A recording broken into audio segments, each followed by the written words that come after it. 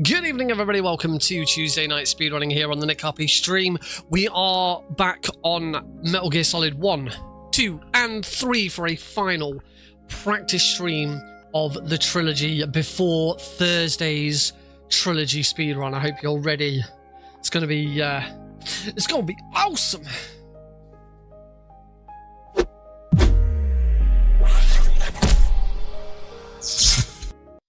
Hello, everybody. Welcome to the stream. Hope you're all doing well. Hope you all had a lovely weekend. I know I did. I had a very nice weekend. So, Albion Speedrun Day 2 went well. From what I saw, it did. Unfortunately, I was. Something happened to me last Thursday when I was driving home. I had a couple of miles to go. I looked up and saw a glowing orange object in the sky to the east. Oh. Hi. I construct additional pylons. Hello, JN. Hello, Cosmic. I was there for the very start of this one to do the social posts, but I was in the office. I was working from the office today, so I couldn't stick around for it. I did get to watch a lot more of Garlips yesterday because I was working from home, and tomorrow I'm working from home, so I'll be able to watch a lot more of that. And then on Thursday, it's my turn. So yes, we are running the Metal Gear Solid Trilogy on Thursday, but not here on my channels. Not at twitch.tv/NickRPGreen, not at youtube.com/@NickRPGreen, whichever stream you are currently watching. No, we instead will only be live in one place, and that will be twitch.tv/Albion Speedrun. I'll pop that in the channel because I don't have a bot command for the Twitch channel. So if you're not already following Albion Speedrun, I would I'd say highly recommend. I would highly request that you do. Albion Speedrun Collective is a brand new live speedrunning marathon team that I have founded. There is a team of 12 of us now. There was 11 until yesterday. We've added one more, which I was going to make an announcement about today, but we didn't really get around to it. If you've been watching the streams, or if you've been following us on social media, you may have worked it out because it has been publicly mentioned. But we want to make an official announcement once something they're working on is ready to share, because it would be a really nice way to share that. So yeah, that's really exciting. We've got another team member doing something very different from what everyone else is doing, and really, really cool. So yeah, our first event is the 11th and 12th of April at Manchester Anime and Gaming Con, which is the 10th to the 12th of April. We're only running Saturday, Sunday, but the event runs Friday through to Sunday. And in order to try and get our Twitch channel, our brand new Twitch channel, to be affiliate before the event starts, this week we've been 4 of us are doing a stream every day just to get the stream number. We've already hit the correct number of followers. You only need 25 followers to be affiliate. We've already hit that, and then we need to stream. I think we need to stream on at least 3 different days. We're doing 4 across.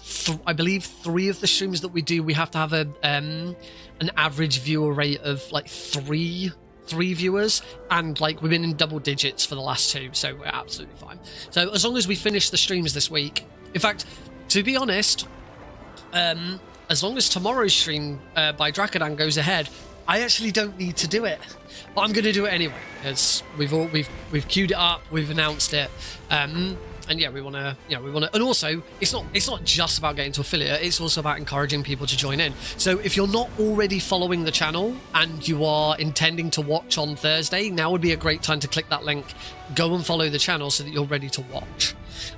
We'll be doing the Metal Gear Solid Trilogy speedruns. This is Metal Gear Solid 1, 2, and 3, all on PC, all on very easy difficulty. It'll actually be the first time I've done all 3 on PC.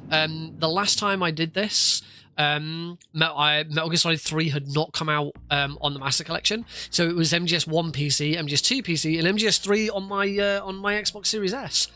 we now have access to all of them.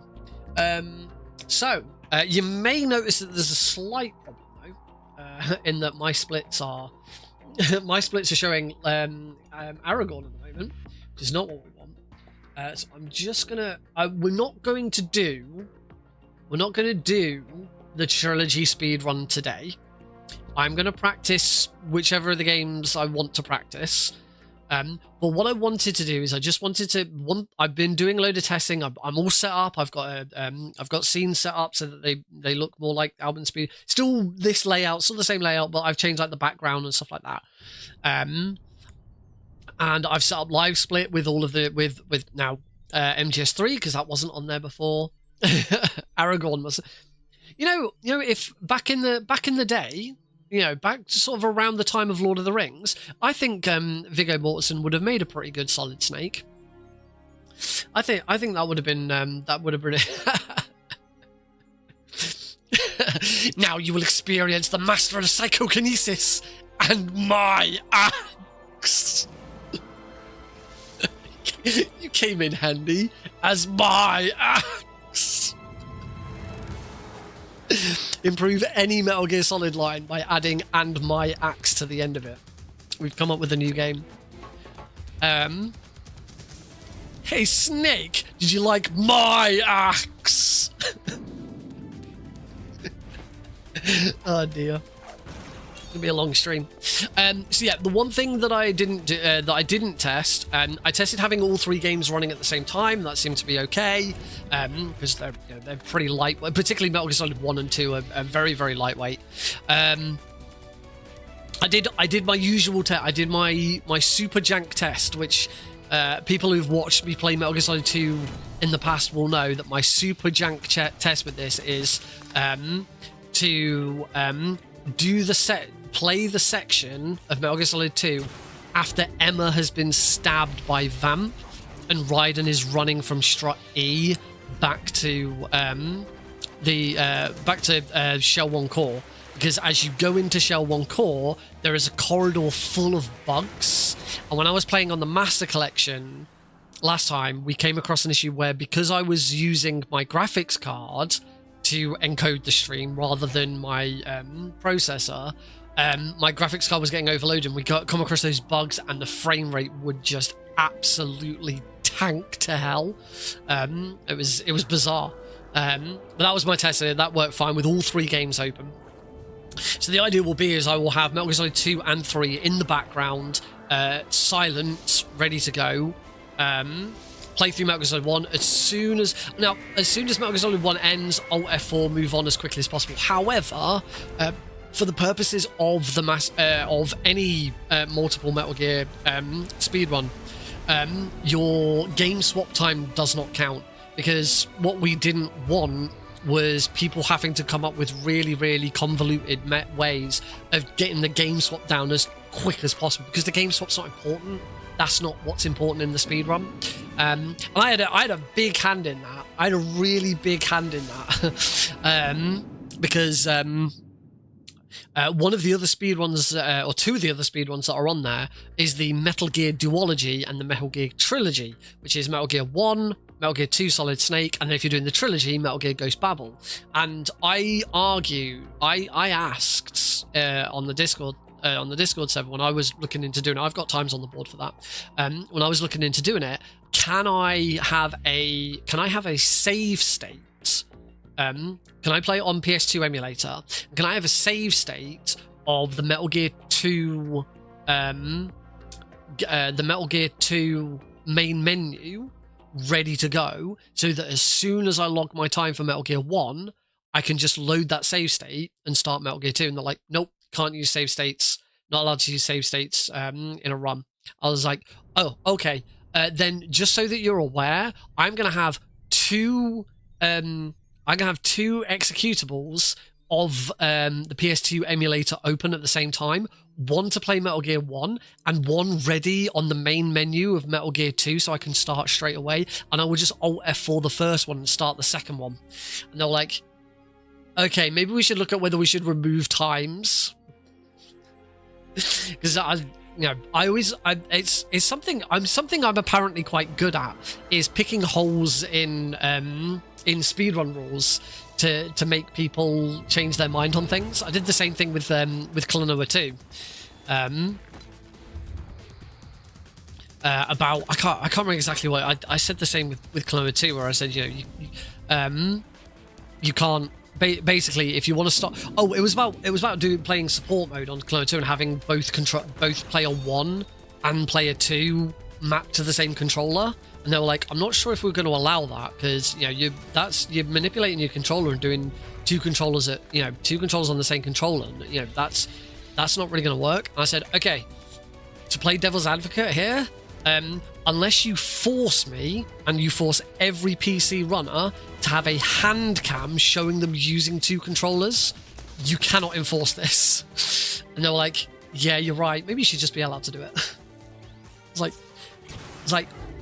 you can tell me that I'm not allowed to do it, but you can't prove whether I'm doing it right or not. The only way of enforcing that rule is to make us play with a hand cam. And if you make runners play with a hand cam, they are not going to run your game. And that was because I was like, the moment it was announced there was going to be a PC version of Klonoa 2, I was like, thank fuck, I'm finally going to be able to play with one controller instead of two side by side, and they were not going to take that away from me. No, there has to be some give and take here and there. For example, I won't use turbo. I won't use turbo in a game if you're not allowed to use turbo, because that's not right. But at the same time, for playing on PC, there are things that you can do to make life easier. And yeah, as a sort of result of the conversation I had about Metal Gear, it was decided that game swapping was going to be taken out of any final time, because it was getting stupid. And not everyone can do. I've got a really good rig. I've got a really good setup. I am able to have all three games open at the same time and Alt F4 and move on quickly. Ah, I did. Snake, did you like my axe? Oh, you point a weapon at your own brother?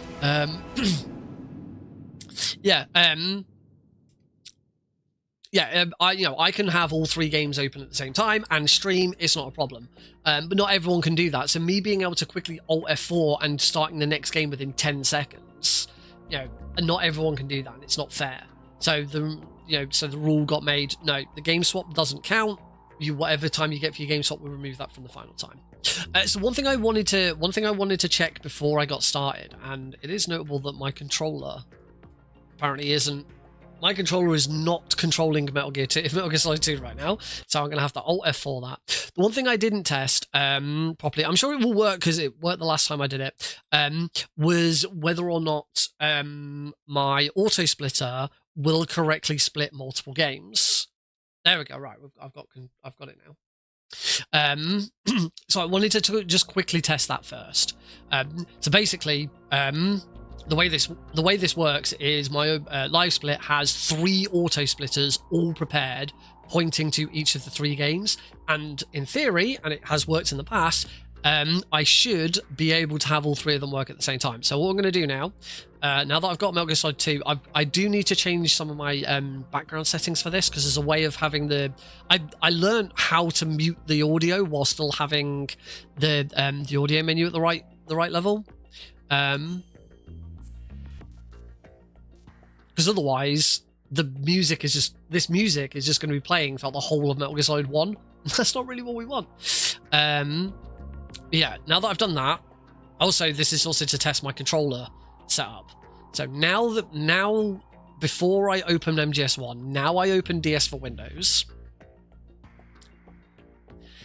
And I tell DS for Windows to set my controller to Metal Gear Solid 1 VE, because then when I launch Metal Gear Solid 1, that will look at my virtual controller and do all the, have all of the hotkeys assigned to the right buttons, whereas Metal Gear Solid 2 still recognizes my original physical controller and still works.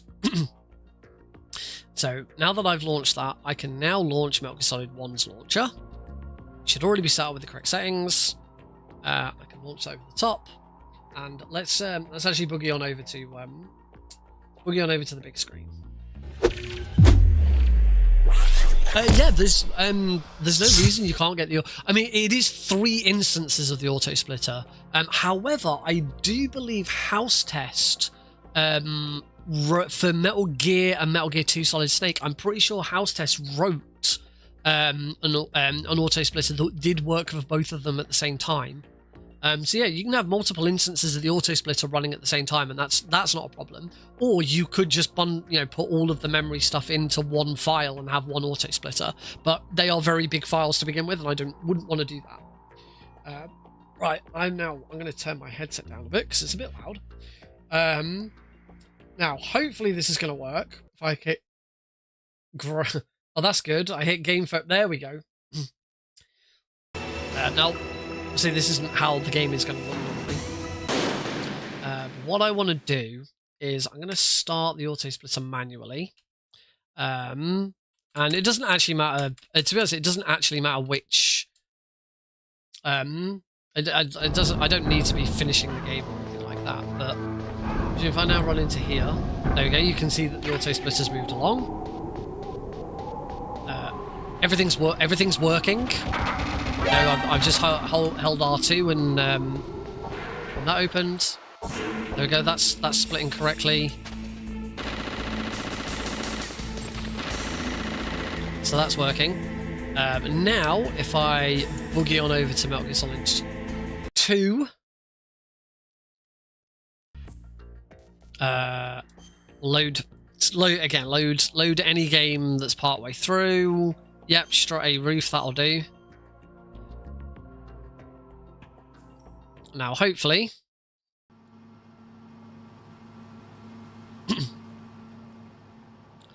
First things first, if I hold R2, does my weapon menu open? Yes, it does. So I've done that bit successfully. Let's not get caught on that. And then if I go through here, split. There we go. It's working perfectly. The one thing, the only thing that does, I do have to manually split twice throughout the whole run, and that is the start of MGS2 and the start of MGS3, because of course there is no split for the start of those games. There is only a start for those games. So yeah, that's it. This is now working correctly, and as I've been able to set up my controller correctly so that both games can be controlled, including the fact that Metal Gear Solid 1 has a custom set. Right, I do not want to say that. Cool. So this is all sorted. Now for the event on Thursday, I have a different stream layout, which is using Albion Speedrun Collective assets and stuff. It's still the same layout. I've just changed the colors and backgrounds and stuff. But I've also specifically set it up so that MGS 1, 2, and 3 are all their own separate game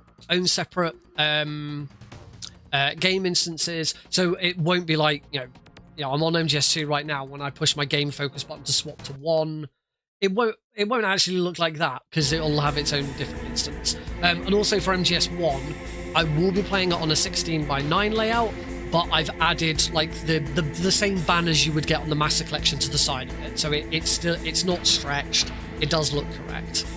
For the Shadow Moses trilogy, you're not allowed to turbo through the credits on TTS. That is correct. You are not allowed to do that because the credits. No, that is correct because you're not using IGT for the Shadow, for any Metal Gear, multiple Metal Gear run. You're not using IGT. You're using RTA. So anything that speeds up RTA. So there's no turboing. Say turboing. It's skipping through the emulator, speeding the emulator.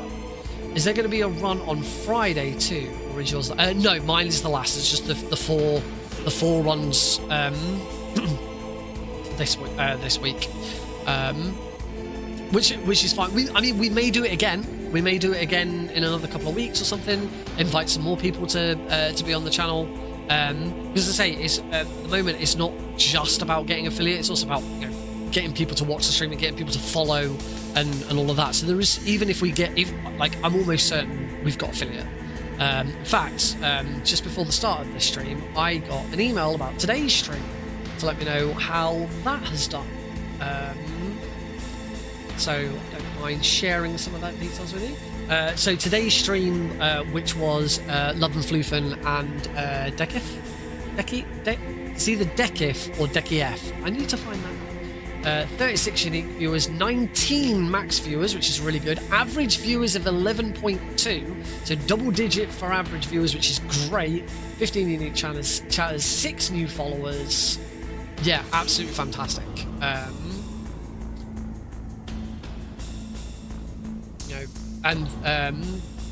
Garlips yesterday, similar numbers. Didn't manage to get to double digits on average viewers, so that's one up for Love and Floofen. But still similar numbers, and we've done it. Like, all we got to do is stream for one more day. You need to stream for at least 3 days, and then we're done. So we will. So it's done. We're good. As long as as long as either myself or Drakadan still does our streams. So, question is, what are we going to practice first? So I might practice. I might do a run of all 3 games, just not all back to back and in one go. We'll break it up. So I guess we'll do that. We could do them in order, or does anyone have a? I will play the first game of the trilogy that someone in the chat shouts out.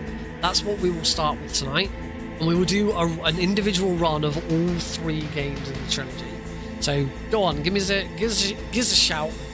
Give us a shout in the chat. Let me know what you want, and we will go from there. Turn the music volume down a little bit, and I am going to crack open an ice cold Coca-Cola. Meryl has just gone for nice and simple 1, 2, 3. It makes logical sense. Cool, if that's what people want. I don't know. I thought you all might be radical and be like, nah, start with 2. So 3, 1, 2 would also work because that's chronological order.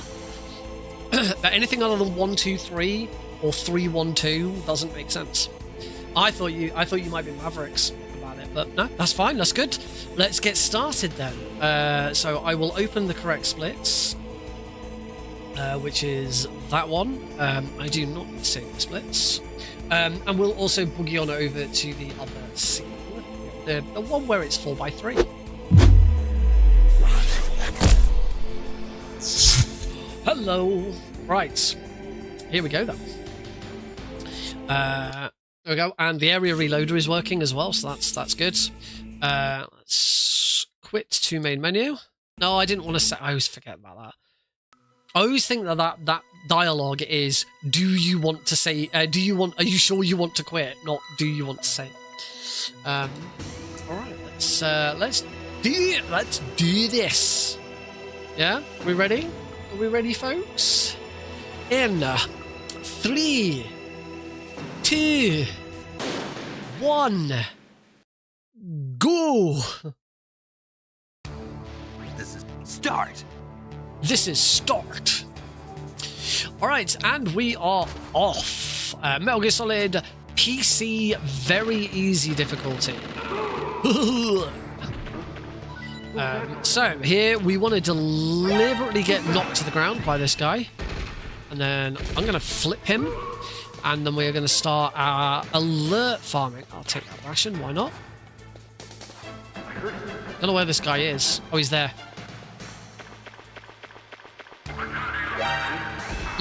Oh, I got shot. That's okay. That's okay. It's not a problem getting shot there. Dun dun dun dun. Bum bum bum bum bum. Bum bum bum bum bum. Whoa! So, very easy difficulty. We're allowed to use the area reloader to do some cheeky things, as well as the usual other tricks that you can do on the PC version of Metal Gear Solid 1.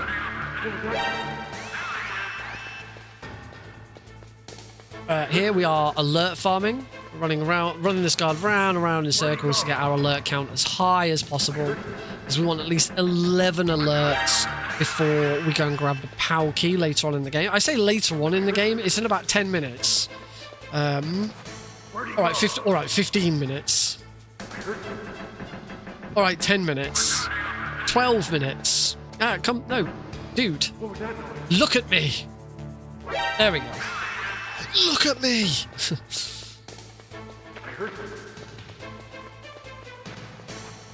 There's your blasting credit. I've got enough. I've got 6. 6 is good. 6 is good. 6 is good. Alright, we're gonna see if we can we show off should we see if we can show off Snake's glorious butt? Should we put Snake's glorious butt into the cutscene? Do we get Snake's glorious butt? We kind of get a little bit of Snake's glorious butt. Wasn't quite over far enough to the left. Knock on the wall. Wait for the guards. Here he is. Run over. Run in. And we are away. Hey. Got a great butt. Snake. So, run up here. Grab the chaff grenades. Don't get shot. Run over here. Shoot that guy. Get in the vent. Don't get shot.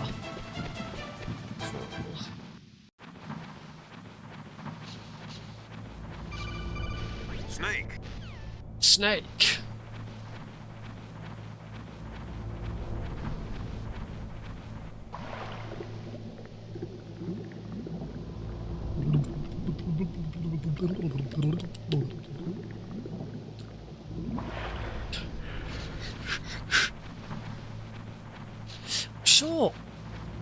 Sure, recently someone recently told me about oh, that's it. No, I remember what it is. I was like, I'm sure there's some time save with the prison sequence. I was trying to remember what it was, and I know what it is now.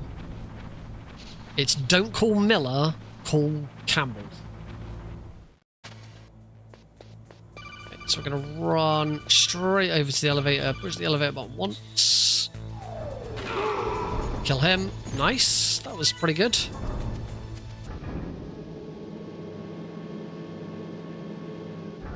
In.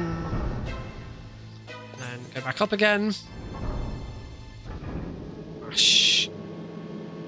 Mash the area reloader so we get an elevator reload. In we go. Right, and now here we are going to call Campbell rather than... And there we go.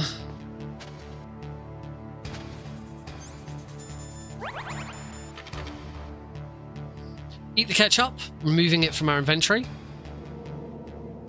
And that's when Johnny runs over... Oh yeah, the GME shuffle. The standing up.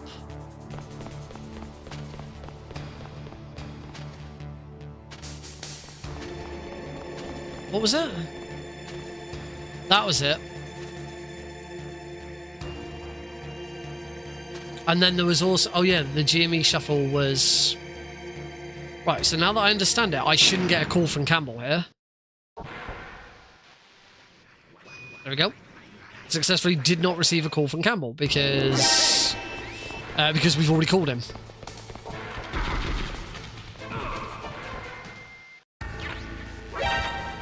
Oh, I forgot the card key.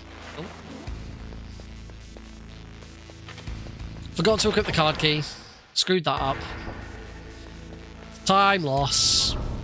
Right, get in. Get inside.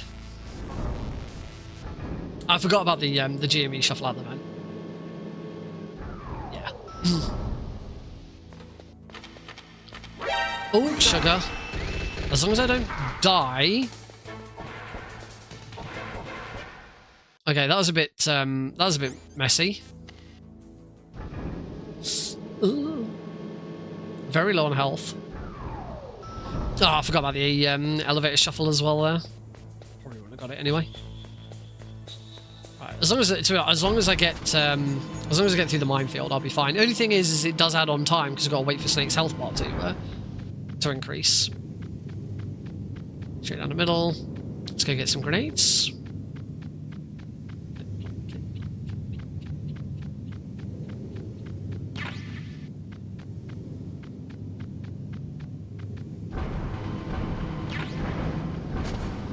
And I pushed the...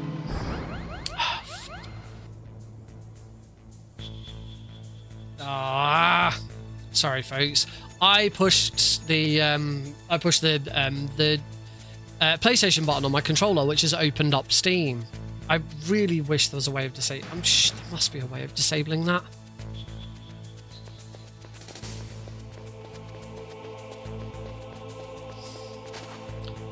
Oh, this is all going to be.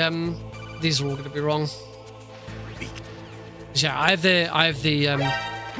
Yeah, he's not supposed to be there. We might restart this.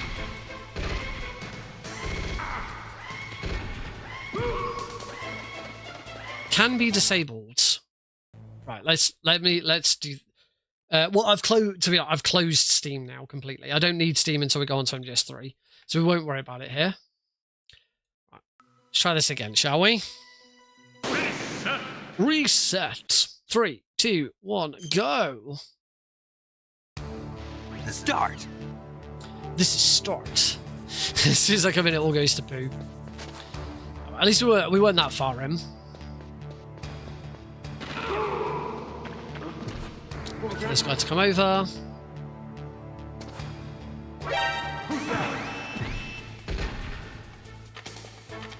There we go. Give him a throw.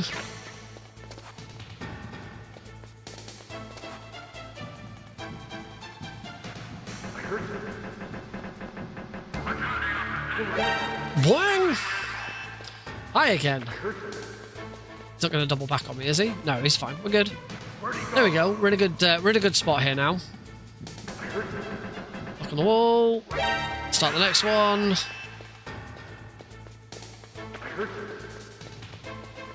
Oh, I didn't know that. Where'd he go? I was presuming the previous event flag was the codec call coming in. Essentially, yeah. I've restarted the run, but yeah. So we've only just, well, it was only a couple of minutes in.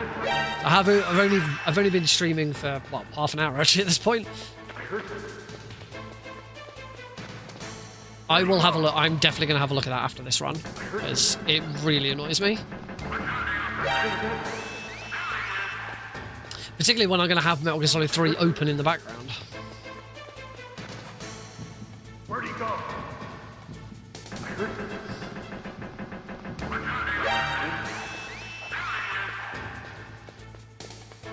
Because I do it in quite a lot of games. I use the PlayStation button as an extra button. Quite a few things. Unmetal. PlayStation button is my shortcut for. Oh, we do get another chance to look at Snake's perfectly formed arse. Oh, did I get it right? Did I get it right? Did I get it right? Boom! Arse shot. Sorry, ass shot. Arse is a very British. I feel like arse is a very. The Americans don't really use the word arse, do you? It's always ass. You got a nice ass.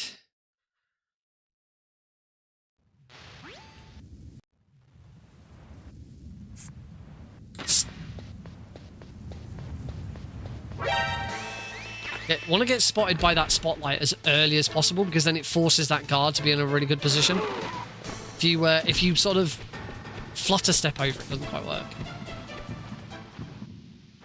No arse.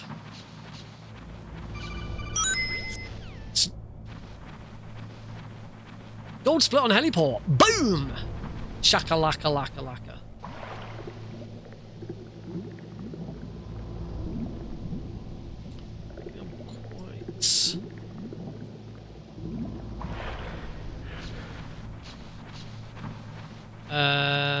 Oh yeah, I can cheer me here. Doing prison skip. Yeah, I mean this is very easy. So like the whole of prison is skipped. Or you mean this is any? Rather, this is any percent. So we're doing the vent glitch to get to the prison early. Yes.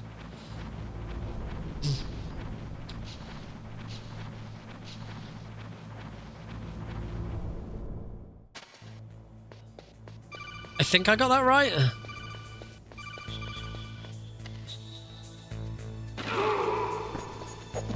Ugh, slow elevator. I sort of got that right. Okay, cool.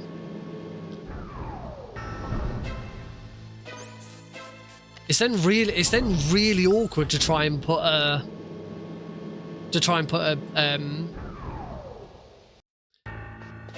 stand up quick into that. No, not Mei Ling.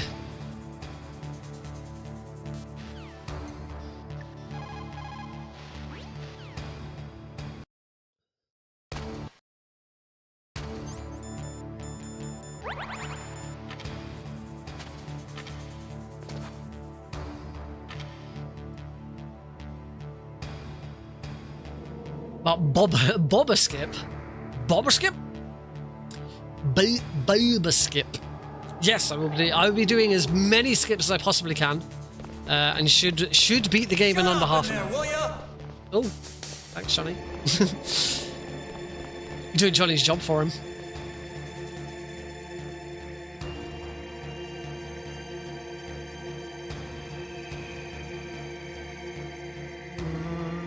Right, here comes the ninja. Swing.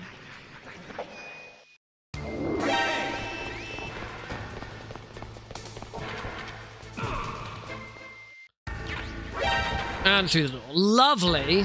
A little bit of time lost because of accidentally calling Mei Ling.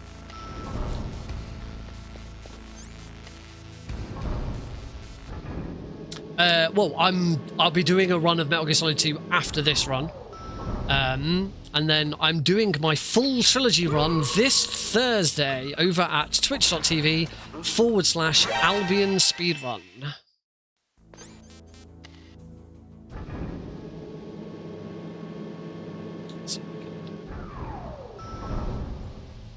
Oh, crikey, I'm so far out.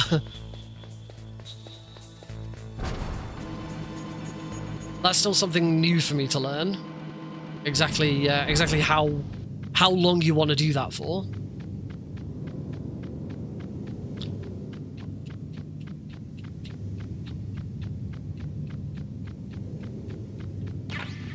Grenades. More grenades. I haven't taken that much damage this time, so that's a nice quick one. Thank you. Oh, you're very welcome. I really enjoyed building the Two Towers auto splitter. It's been really good. It's been nice doing auto splitter. I haven't written an auto splitter in quite a while, so I really enjoyed making it. Some more chaff grenades. We're not grabbing those grenades down there. We'll just wait for this guy to turn around. Wait for this guy to turn around. There he goes. And a good old flip.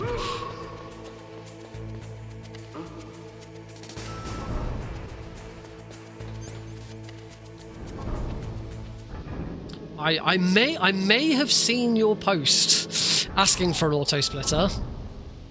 Oh, because I think I responded to say I'd had a look and didn't think I'd be able to do it, and then I built the I built one for 007 Everything or Nothing. I was like, okay, I can do this now. I think I can, if I can find the right. If I can find the right values, I can do it. So I did!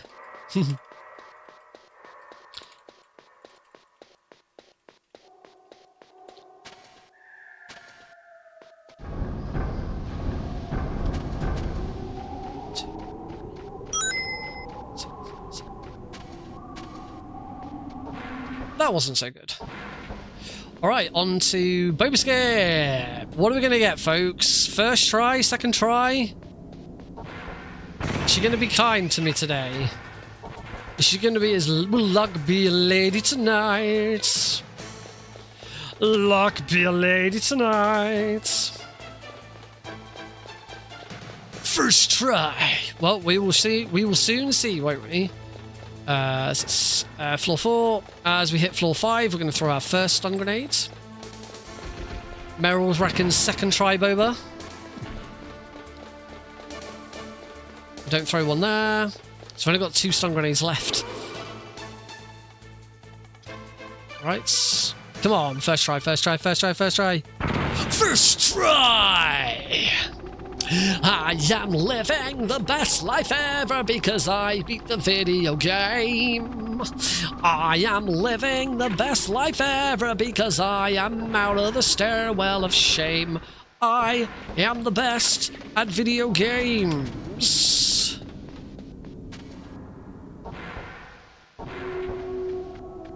Oh, I'm too far forwards. And Nick's axe. We love a good perfect moment, don't we? And that's Sniper Wolf. And I'm just going to take the hits there. It's only one hit.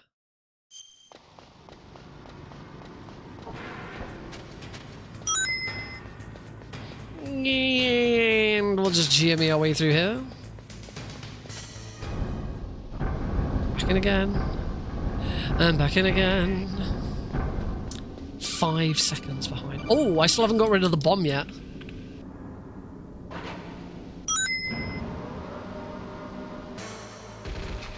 Whoops.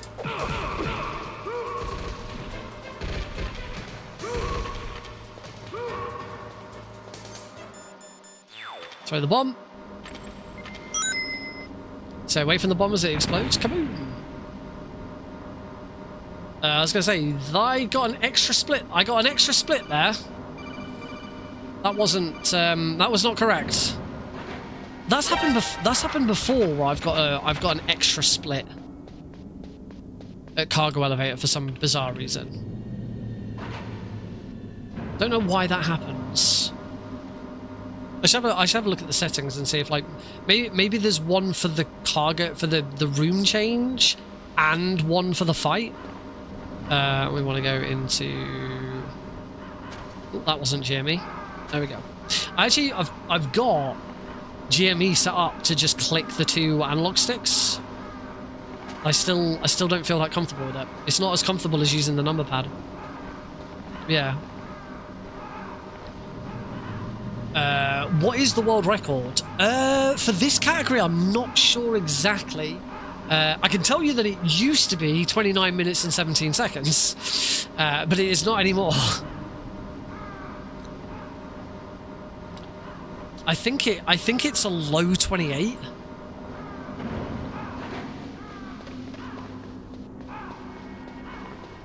All right, into.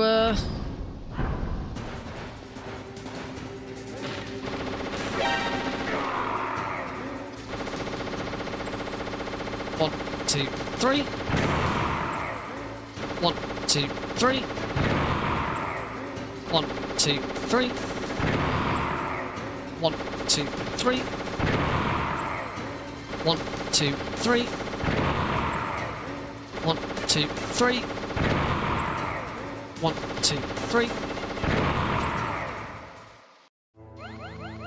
Was it 28.46? Oh, I thought it was much. Oh, want to skip that? I thought it was much lower than that.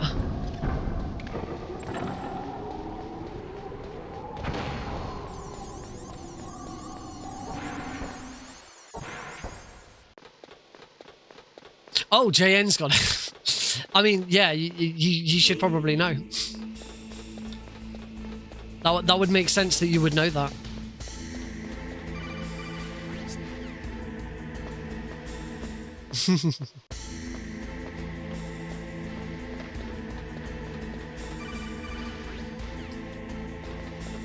I tell a lie, I don't think it ever has been 29.17. I don't think 29.17 was one of my world records. I've held the world record in this category twice. Why isn't it? Yeah, why isn't it much lower? I'm sorry, I've proper thrown you in it now.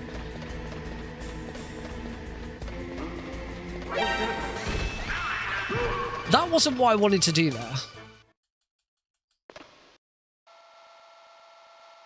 10 seconds. Oh yeah, I know that there's not that much in it. Oh, I got shot.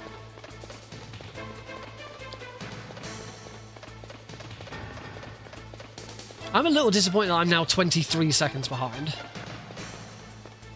I thought I was doing really well.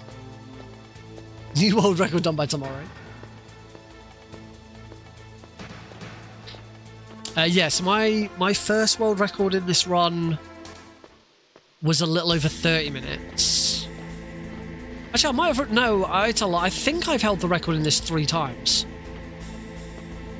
I held it when the F7 area reloader was introduced.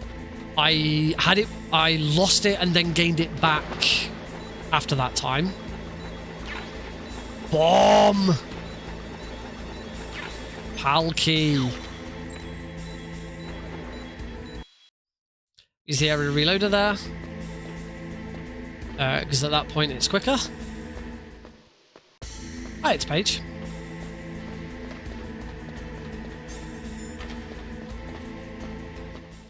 So yeah, you can use the area reloader to get back to the ladder quicker. It's not if you've got a good Palkey position, then it's not quicker. It's only so far in where it actually becomes quicker.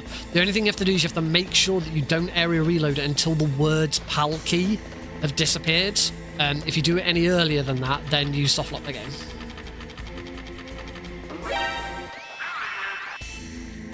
Right, and Palkey numero uno. Get out of there. Oh, gold split. So area reloading. It's a thing that is only available on the original PC port. We're only allowed to use it on the very easy difficulty, because very easy is the only difficulty that is timed by RTA rather than IGT. There is no score screen at the end of the game, so we time this one in RTA. So as a result, we're allowed to do stuff that would manipulate times and stuff, because we're not doing. Oh, thank you, Deagle. I will definitely jump straight onto that after this run, because that's going to be a godsend. So the area reloader is it's a development tool that was left behind. And there's 2 different ways of using it. There's the old method, and then there's the patch method, which we use the patch method. So the old method that's the only item we can get in here. The old method was to create a blank save depending on it was random depending on your machine and all of that. But what you could do is, after a certain number of saves, you would create a blank save with it. It just appears in the menu as a blank save, and when you load that save, it reloads the current area.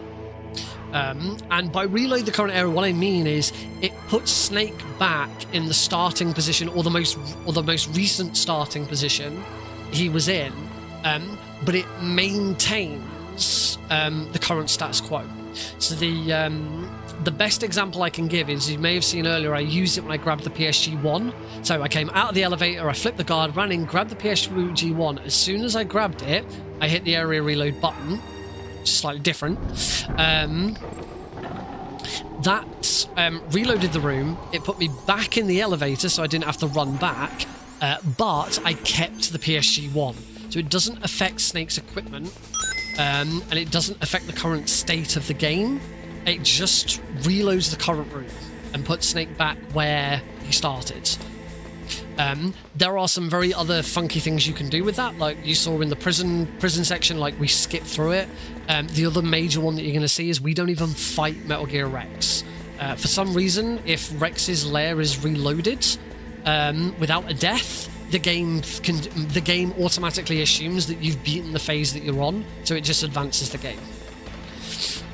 So you'll see that in about 10 minutes. Got him. That's the quicker way of doing that. Alright, Palkey number 2.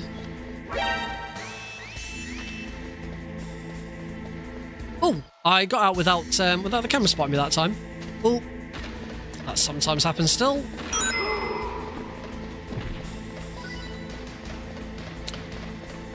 So yeah, that's what the area reloader does.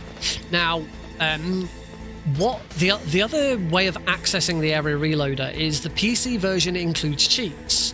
Back when, in olden times when we were playing on disc and stuff, all you do is you'd add dash cheats to the end of the executable and its properties, and cheats would be enabled. And there's a few things you can do with the cheats menu.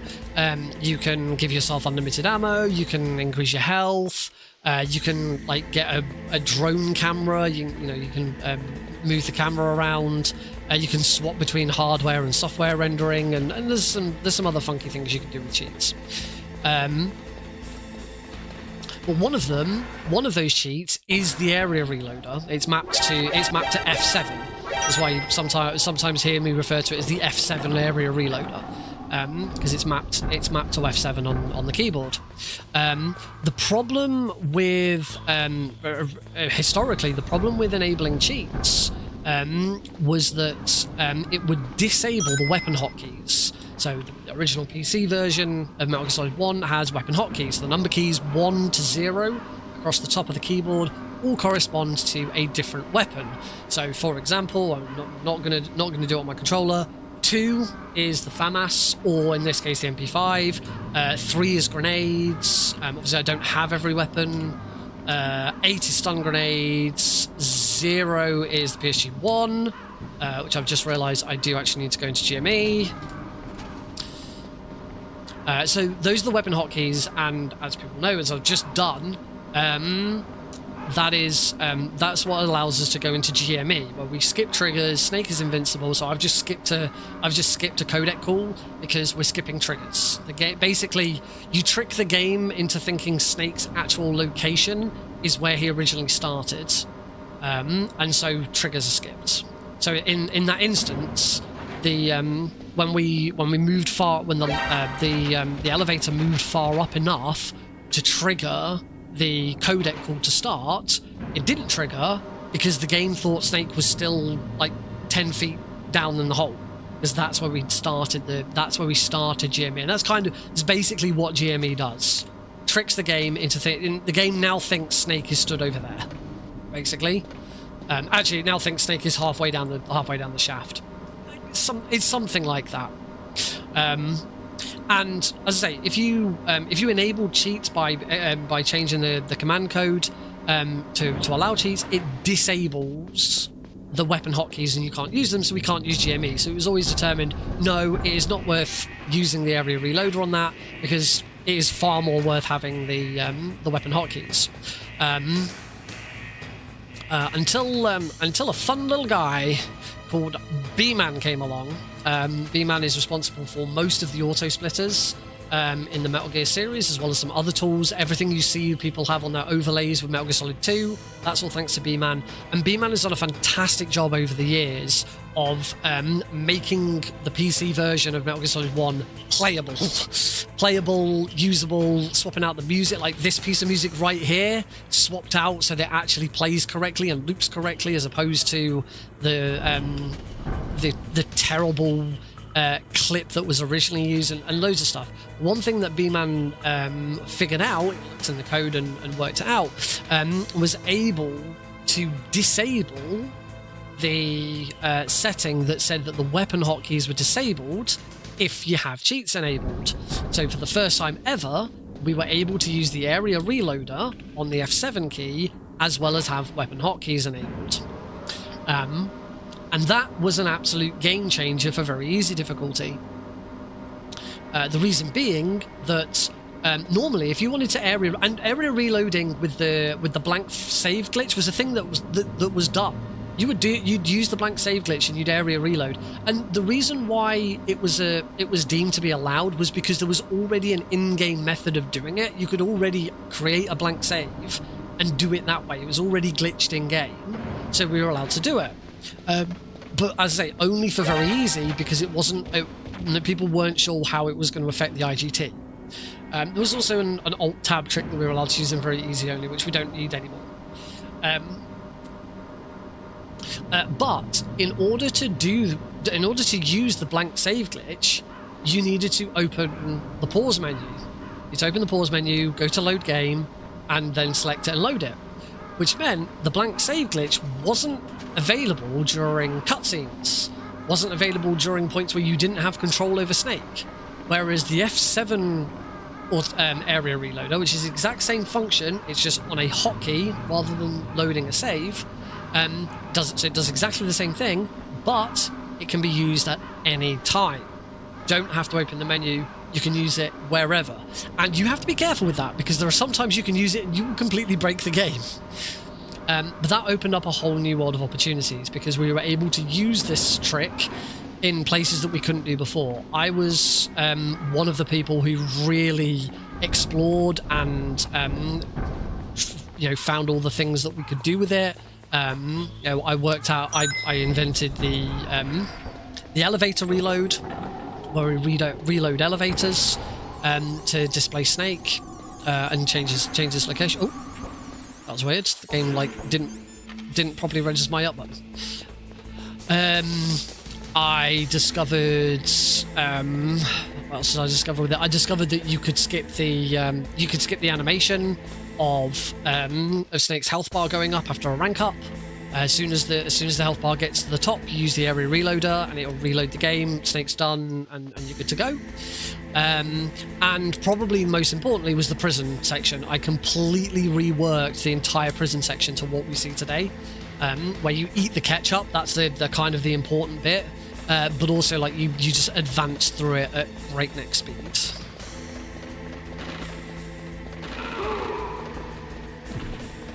All thanks to the area reloader being available during times where it wasn't. In fact, there's one. We've got one more that we can do. Here. So we area reload that. Come and stand outside. Oh, I was supposed to still call Oticon, I think. Forgot to call it. I should have called Oticon as soon as I finish area reloading. So we can do this instead, where we come and stand outside, call Oticon, wait for Oticon to call us back, and now when we're here, we're already stood outside and we can keep going. So next one, area reload this 3 times, and that's Rex done. And we move on to Liquid. Unfortunately, of all the things we can do with the area reloader, one of the only things we can't do is skip this cutscene. It's one of very few things that we can't do. So I'm going to mute my headsets like this is this. I have been doing a little bit of practice of Jane's one throw, so hopefully that goes well. Let's see it.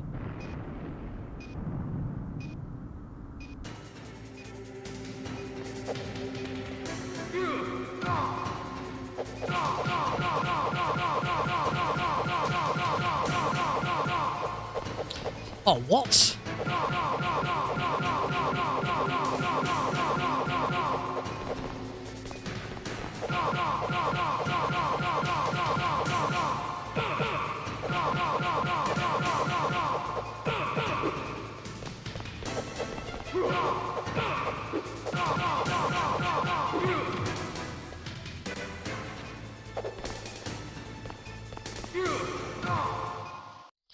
Okay, that didn't go quite so well. Hurry!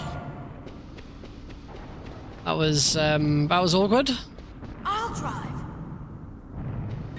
So this isn't going to be.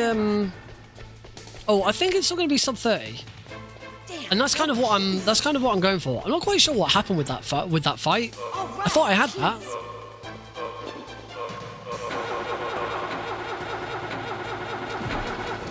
I got it, Snake. Jump in.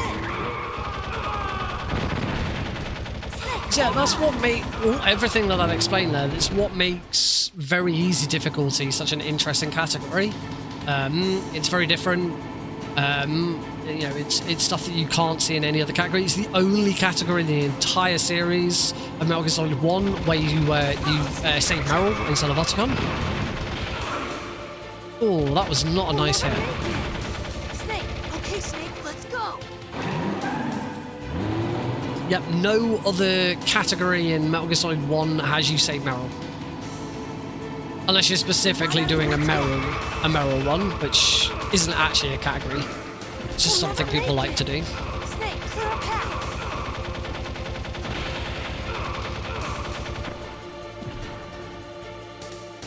Because the game saving Meryl is not about surviving torture. It's about not skipping torture. Submit to torture, you escape with Otacon. That's the rule. So we never submitted to torture. We never submitted to torture. So we escape with Meryl. So can I still make this sub 30? Very easy timing. Ends on the timer in the top right disappearing and us losing control. Oh, I got a quick shot there. Missed that one. Oh, that was bad. I don't think this is going to be sub 30.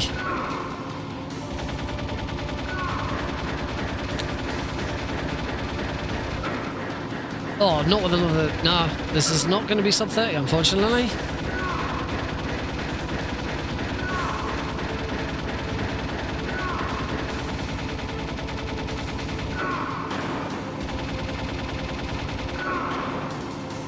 Not the best escape I've ever done. 30.07. Pretty damn close. Pretty damn close. Still within a minute of PB. So that's okay. Are you okay? Colonel, what happened? The Secretary of Defense has been arrested. But the big question... Early retirement. The big question is... I was able to get into was that contact with the faster president. than Metal my Gear, old Metal the Gear training Solid 1 exercise, all of it. run It was all the Secretary of as Defense part of the acting alone. multiple Metal alone. Gear? What happened to the air raid and the nuclear strike? The orders were rescinded. The F-117s and the Let's have a B-2 Spirits have returned to the base. Series. Once again, Well, hey. Oh, he's at it Washington again! isn't stupid enough to STT use Deagle nukes has to just cover up gifted a few 5 secrets. subs. Thanks, I wonder STT about Deagle. that. In any If you got a case, gift sub, the be sure to danger's thank them. over. Please Thanks, do Snake. be sure to thank them. Colonel, you can rest easy.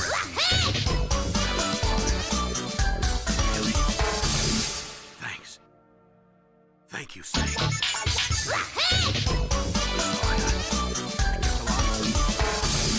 It's okay, Colonel. So who got so far? I'm not a colonel. Present for you. So it's the ginger guy, Dr. Prothrock, Inetti, Johnny Not Sasaki, This time of year, the glade is pretty calm. You should be able to ride right out of there. and JN. Neither. I better not show my face. Thank you around very here. much, Deagle. Very, No very kind of danger you, of as that. always. You two officially died after. Right, let's have a look. Metal Gear Solid Trilogy. Also, there's a Look, helicopter RP waiting for Green. you on Okay. Fox Island.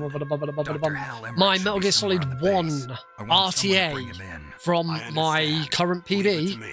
of Okay, Roy. 2 hours, gonna be 49 okay? minutes, 55 seconds worry. was I've got an insurance policy. 30. A hard copy of all Mei Ling's data. As long as I've got 53. that, you, me, So and Mei that Ling will be is fine. The that battery on these is nanomachines will run out soon. come on, Nick, They won't be able do to the follow maths. I 6 guess we won't 56 meet no 46. That is a 46-second improvement Really? over my I look forward current to that. over my current Just tell me one thing PB What? on about the Fox multiple Metal Gear dying. run. So if I can do Meryl will that be fine. on Thursday, She wasn't included that's in pretty this good. programming. What about me? It killed Liquid. right. With that, we're done with Metal Gear Solid. I did get some more. I did get some more gold splits. My sum of best comes down to 28.15. So that's good. So let's move on to run number 2, which will be Metal Gear Solid 2.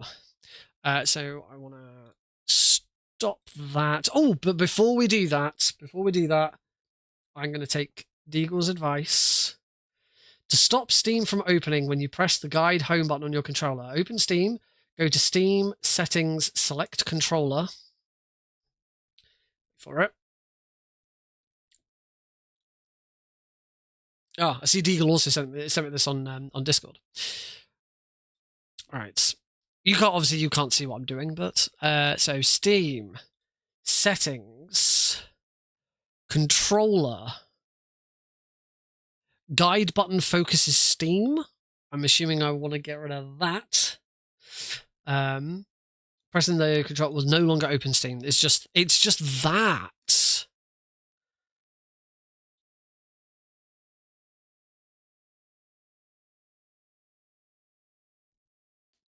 cool.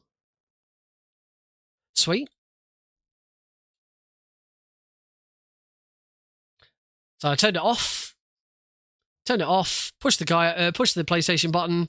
What happened? Open big picture. Open big picture mode. Thanks, Steam. So I'm assuming I need to fix something with that as well.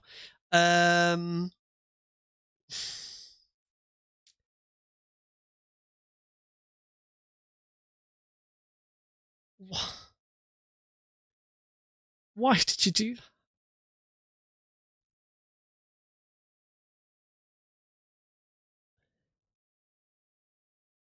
Is there a big... Use the big picture overlay when using a controller. We could probably turn that off. Disable that in the same menu. I can't see something. Declaration advanced settings. Guide button focuses Steam. Enable input. Turn off controllers when exiting big menu. Enable guide button chords for controllers. Maybe turn that off. I don't know what I have no idea what that is.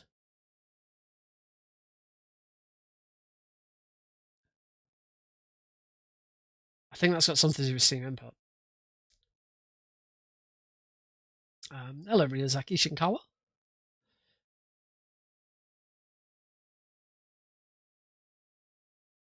I can't see anything which would disable that. System.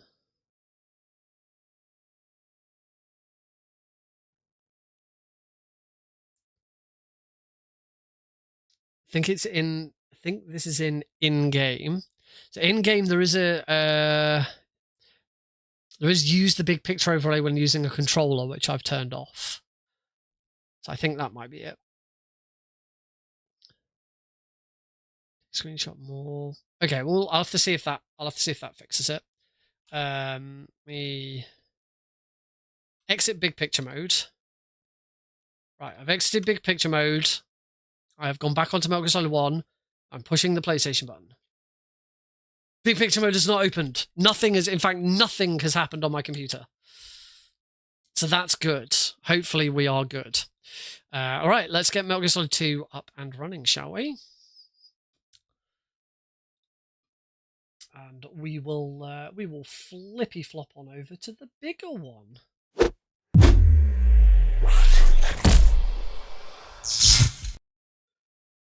There we go. Let's get some correct splits up here. Shabba-daboo. There we go. Push the PlayStation button again. Still hasn't done anything. That's good. Okay, I think we're good. Thank you, Deagle. Right, here we go with video game number 2. And Metal Gear Solid 2 is super quiet. Oh, hang on. I think I might know why Metal Gear Solid 2 is super quiet. I wonder if it's because I've turned it down in the game's volume mixer. In Windows volume mixer. Where is the volume mixer? Volume mixer. I can't.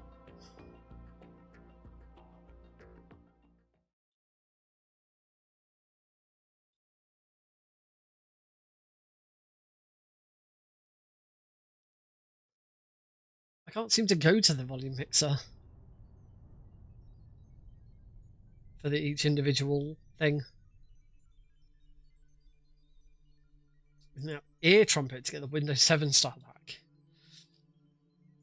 I go to volume mixer and it doesn't give me. There's an option which says reset sound devices and volumes for all apps to the recommended default, but I can't change any of them manually.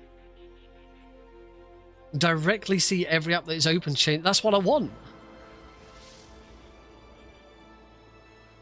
This is I have no.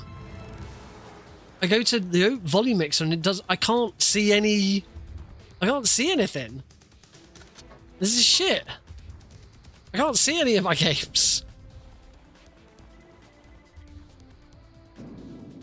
Adjusting volume for app. There's a shortcut.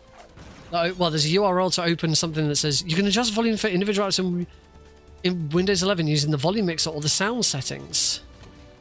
No, I can't.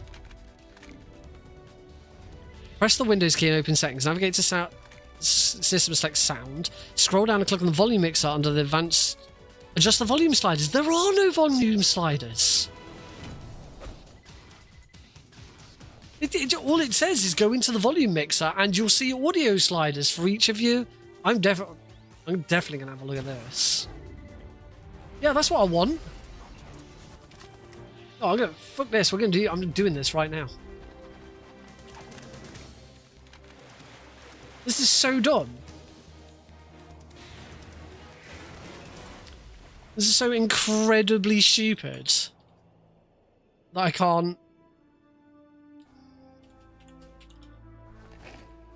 Ear trumpet. Get it from Microsoft. I think at one point I turned down MGS 2 because of the turbo. To turn the turbo sound down.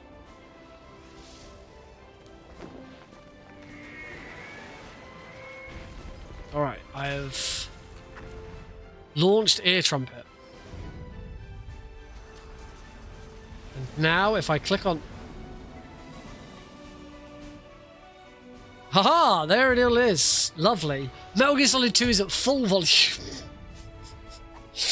Why is Metal Gear Solid 2 so quiet compared to everything else?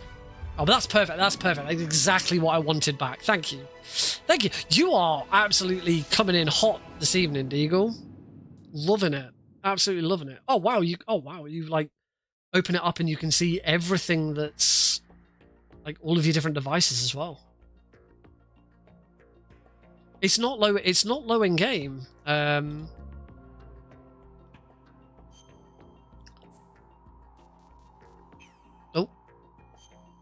Forgot. I swapped my X and circle buttons around. No. That is as loud as it will go. Just always really quiet. That's fine because I edited the audio files to make them quiet. Yeah, it's just a bit. No, it's always been a bit quiet. All right. Change previous. There we go. Right. Let's do Metal Gear Solid 2 then. Oh, I should probably change. I should probably change my change all Twitch and that to say that I'm playing MGS2. Now that's probably a good idea as well. Let's do that. It's Twitch category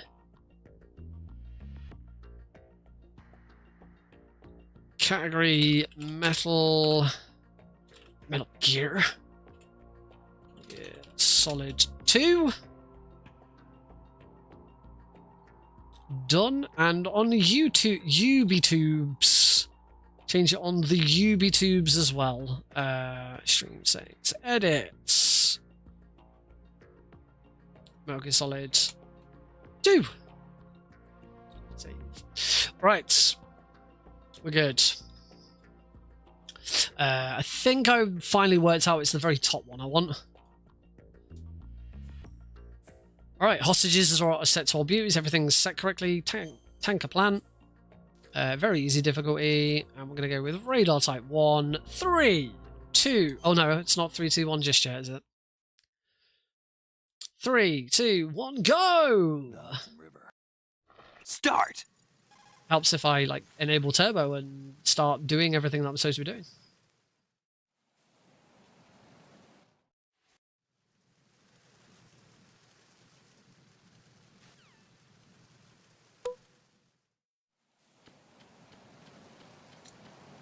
This is not incredible. Yeah, the game volume is incredibly quiet. The moment I get an opportunity, I will.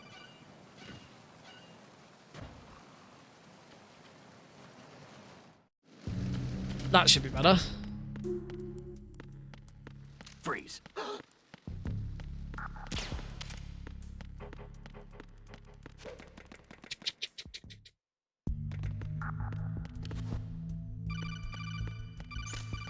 Worm.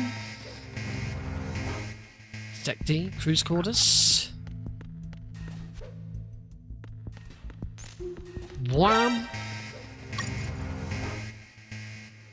We are already approaching the first boss.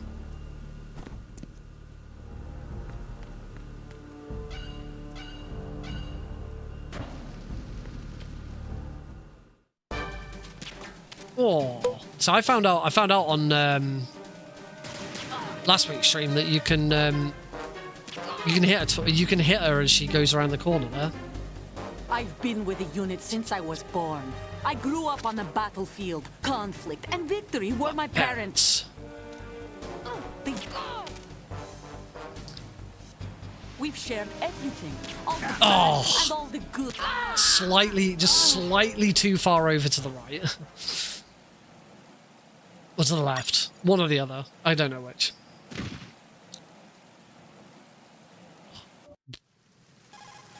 Zoo. And now I'm calm again. Now I'm furious. I am a furious motorist. Now I'm calm. Soon I will be furious again. Sides. That's. Boom. Hey, Tom. Boom. We will shoot that guy. Go in here. We've become furious again. Let's get that cutscene. Go down here. Ignore that dude. Hop over here. Drop down. Do some menus.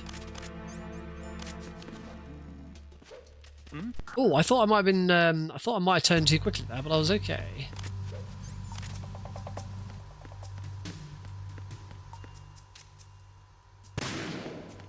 Shoot that. All right, we're good. Beep. Horizontal bridge checkpoint passed.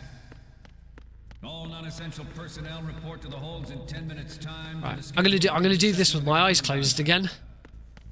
Because I do this better with my eyes closed. Until that time.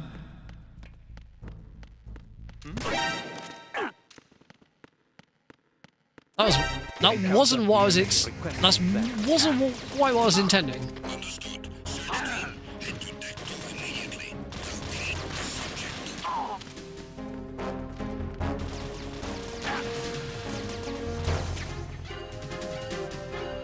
I'm also completely failing to put my gun down. I may... Yeah, there we go. Not a great start. I've also completely...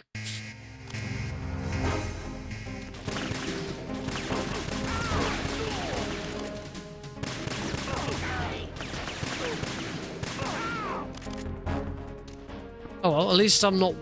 that wasn't a great start to this fight, but I'm not waiting for anyone. So we'll take those.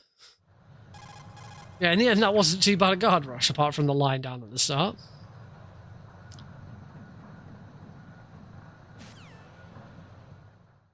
Alright, I'm going to continue to try. I'm going to continue to do Magalada. Metal Gear Ray as a countermeasure to these pirated weapons forces. The only thing that can stand up to a Metal Gear is, of course, another Metal Gear. With Ray, Let's play this safe and just shoot him. gears that exist all over the world are no longer enough. Knock him over. Blind rush to nuclear proliferation will be contained, and it will be the Marine Corps and No, Snake, why'd you lie down? Cool, we're through. And with that, I'm 17 seconds ahead. centralized nation on the globe knows the specifications for Metal Gear. Freeze. Yet, so do a number of rogue states. Lovely. They are all working on deploying their own. They are all working on deploying their own Metal Gear force to compete with the U.S.'s nuclear strike capability. The world is about to see a 3, swarm of these 4. Metal Gear derivatives.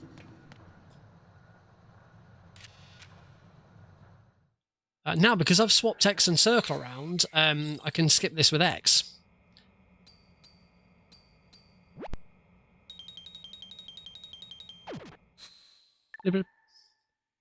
We the Marines. The other nice thing about swapping X and circle around is I skip these with X, and I won't automatically hit yes on any of those. All right, onto the tank, onto the plant. We are ahead. It is nice to start the tanker. It's nice to start the plant ahead. Should be noted though, if I'm on pace on Thursday, I probably won't do mag ladder. I will probably just go down the ladder without a glitch, just to be on the safe side. Oh, evening, Decky.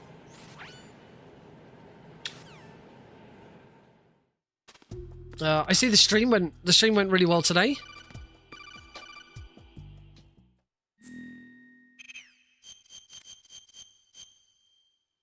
That's it now, swapped to. Sadly, I was working from the office rather than from home, so I wasn't able to watch that much of it today. Runs are going okay. I've had my Metal Gear Solid 1 run finished 40 seconds behind PB, but still ahead of what I need it to be. And so far, I am I'm 17 seconds ahead, coming out of the tanker and MGS 2. So this is going pretty well. It's a start. I'm under attack. Stay alert. Stay on the lookout. And I even remember to keep my M9 on previous at the end of the tanker, so I can do that.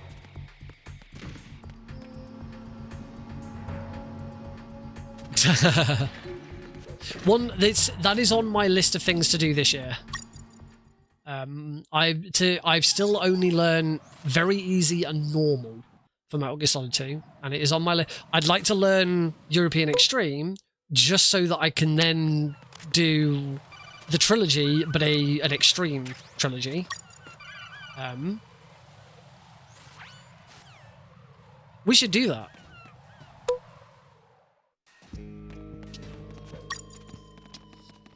Can't do a European Extreme trilogy because Metal Gear Solid 1 doesn't have European Extreme.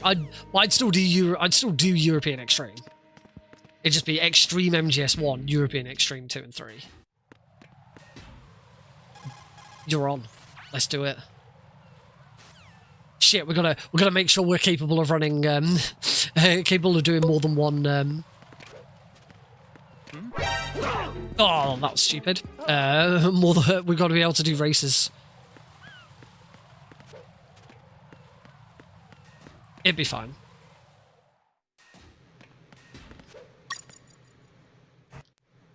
After this first one, after the first one, my next monetary investment, because I've spent a lot of money on audio.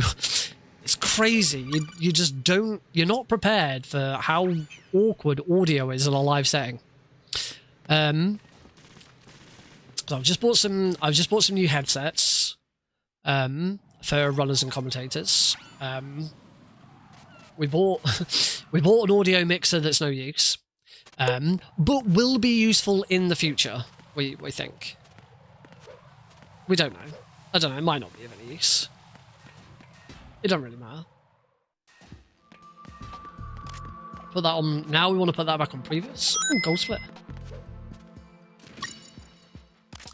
So my next, I have a mini PC, which I need to give it a new name. It's still called Pixie. I don't want to call it Pixie anymore for obvious reasons.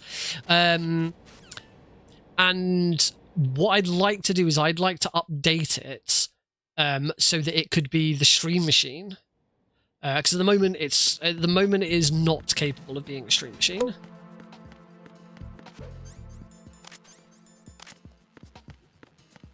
At the moment, it is only capable of still doing Master Collection, where you use the right analog stick. At the moment, it can play a couple of games, but it is not.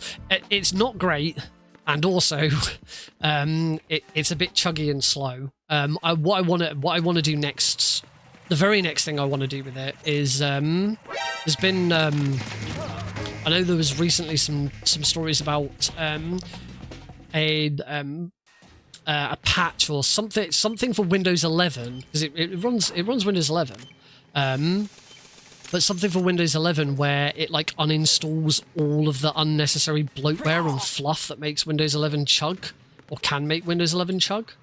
And so if I installed that, I'm pretty sure it would run a lot smoother. The other thing I've considered doing is trying to turn it into a Steam machine. So instead of it running Windows, it runs Linux. Ideally Steam OS, and then it can just play Steam games and emulator games. But I can't remember the processor that it's got. But it's only got a GTX 970. No, it's not even a 970. I don't think. I think it's a 750 Ti in there. So it's not suitable for much. It can run Metal Gear Solid 3 on the Master Collection, but it has to be at 720p. It can't be at 1080.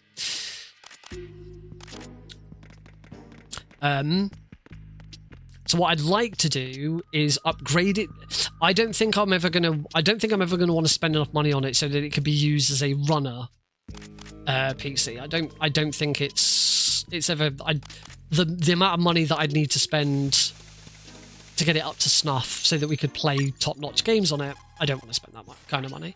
But if I could spend enough money on it to make it suitable for streaming from, then Heidi's PC, which is going to be our stream PC for our first event, could then become a runner PC. Win 11 debloat. That is the one I was thinking of. Oh, just the just the browser I need to install on that as well. Shoot the guy. Try F. Shoot that guy. But yeah, it's always been a case of those kind of things. They just run like ass. Oh. Who's there? Ow.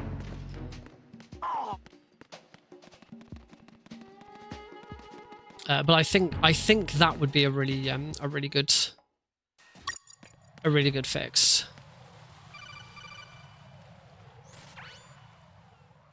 The other thing I've considered is just turning it into some sort of emulation machine. I know there's some there are some versions of Linux that can be installed that basically just turn it into, you switch the thing on and then it brings you to a game menu and you can just install any emulator.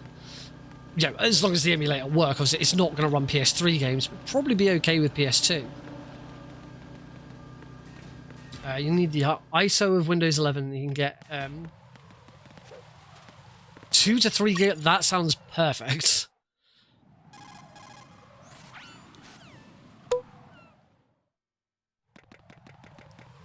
But yeah, if I can make that mini PC stable so that it actually works, and it might, to be honest, the CPU might be fine. It's not a great CPU. I don't think it's my old AMD.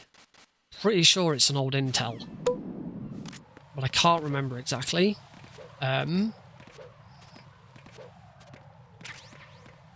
But to be honest, OBS, as long as you're not doing anything too crazy, OBS isn't particularly CPU intensive. As long as the CPU can manage OBS and Node CG at the same time, then the graphics card will do. As long as it's an NVIDIA graphics card, that will be doing all the work for the actual stream. Anyway, It's the end. calls microwave.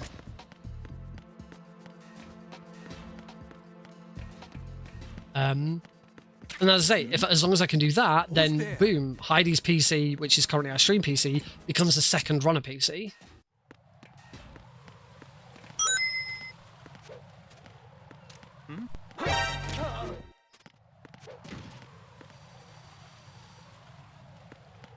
As I certainly would like us to be in a position to do races. I mean, technically, we can do races right now. It just requires both runners, or it requires one of the runners to have their own system. Who's there? Who's there? Now, yeah, if they're both races using console, that's fine. They both got to bring their own console anyway. And they're always going to have to bring their own console. We are, like most marathons, we will not be providing consoles. If you want to do a console run, you need to provide your own console. But you shouldn't have to provide your own PC, because PCs are big and lumpy and awkward.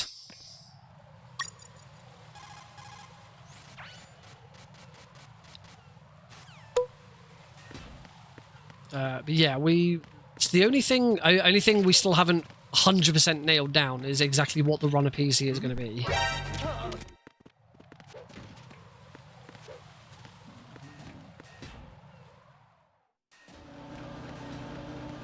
Alright, so here we are going to run to here. Get up on here again. Swap to box 3. In we go. Pump room. We can go.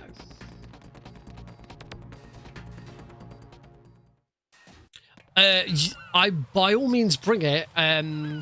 We've already got. I think someone's already bringing. Someone's already bringing a retro tank. I was going to bring my capture card, but the more stuff. I mean, the more stuff like that we've got, the better. Particularly because we might find someone's got something and it doesn't seem to like the retro tank, but it might like an OSSC. There's always those situations that come up. So the more stuff we have, and I'd rather have stuff and not need it than not have stuff and then need it. I was gonna bring my I've got it's not a retro tank, it's called a retro scaler 2X. It's the same idea as a retro tank, but it's very, very cheap. I was going to bring that and use that, and then I think it was InstaSim said he's got a retro tank. But yeah, anything like that's great. I say the only thing I'm still slightly concerned at is exactly what we're going to use for the runner PC.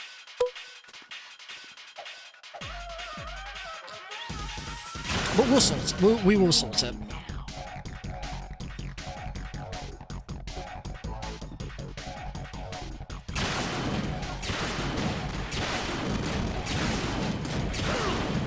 Shoot the light. Excellent.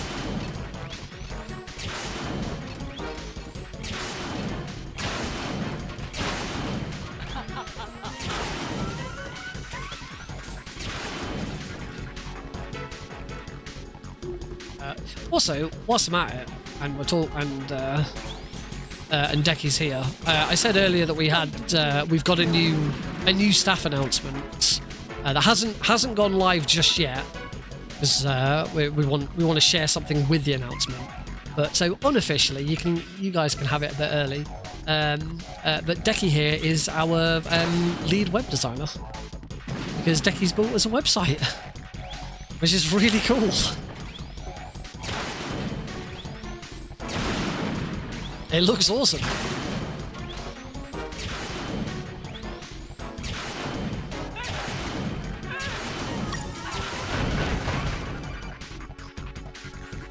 Don't thank me. Thank you, sir.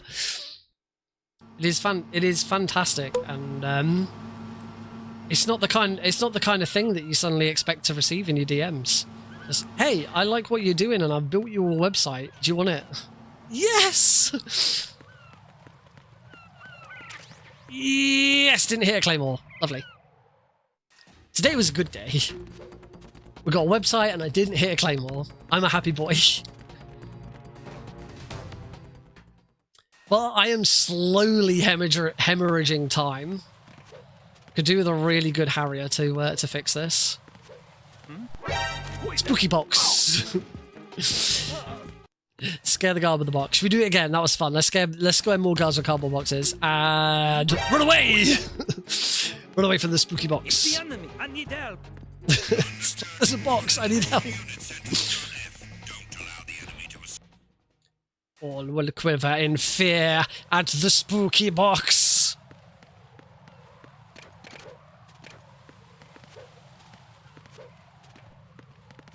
Ooh, last cozy minutes before that sounds lovely. Sounds very pleasant. Up we go!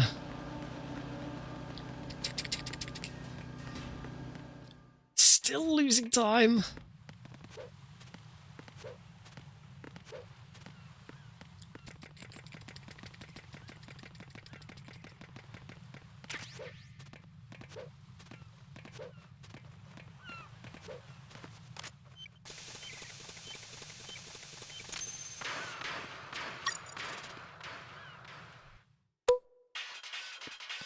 Come and stand here.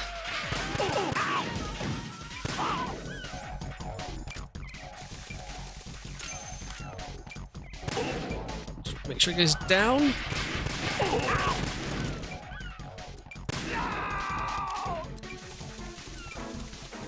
Didn't get a fast, it wasn't quite in the right position for a fast bomb at the end there, but...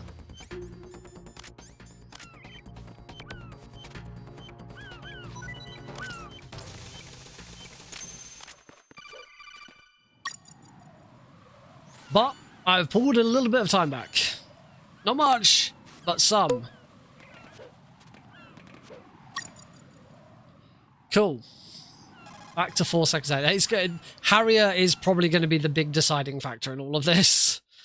As is the two big deciding factors in my runs of Metal Gear Solid 2 are ladder glitch and Harrier. And guard rush to an extent, but not that much. Off we go.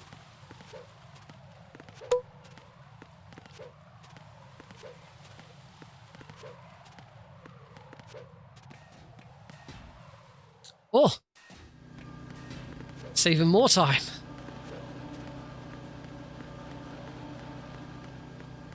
It's a shame there isn't a decent opportunity to get the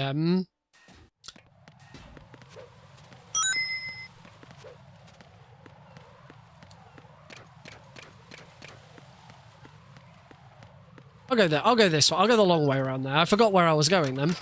I was going to head down into the warehouse to grab the AK. So I'll lose quite a bit of time there. As a result of that, nice. All that time I just gained back, I lost because I forgot where I was going.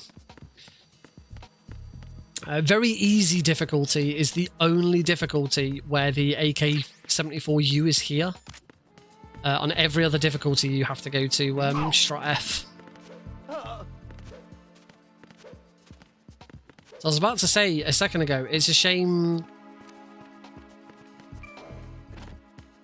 It's a shame there's no easy option to grab Strut F's box. It would be useless on this difficulty anyway.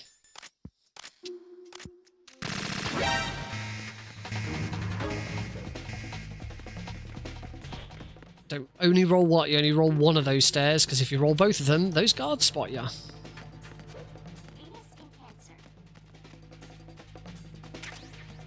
D-Mike.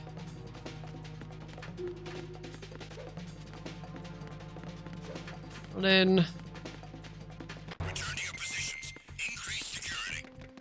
Watch out for the guard coming out of that door. Reinforcements are on their way to the In we go. elevator on B2 of the Show 1 core. Nice. Oh, gold spur. Run straight to here. Good, we got the fast. Hold it. Shit. What are you doing? Oh, dude. Forgot to re-equip the... Retinol pattern recognized. You are cleared to enter. You are cleared to enter. Welcome to Pizza Planet. Right. What kind of aims have we got? He's over there, I see him. Thanks, widescreen.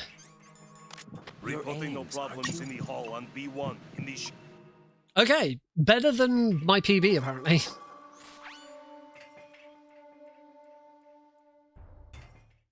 King, Fat Man is dead.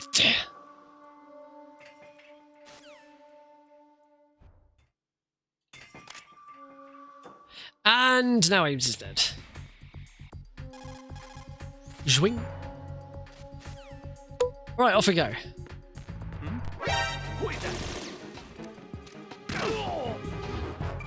Send backup. I have an unknown target here. Wah, wah, wah. Let's get out of here. Come along, Ryden, let's get out of here. Thank goodness that camera doesn't work. Grab some ammo. Oh, I won't grab that ammo though. Just the one ammo actually. Not both.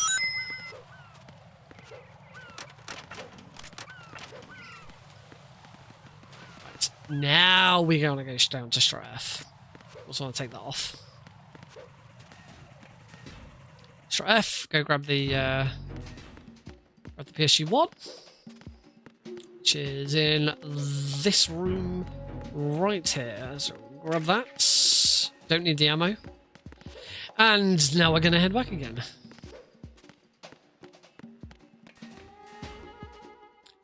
Bum, bum.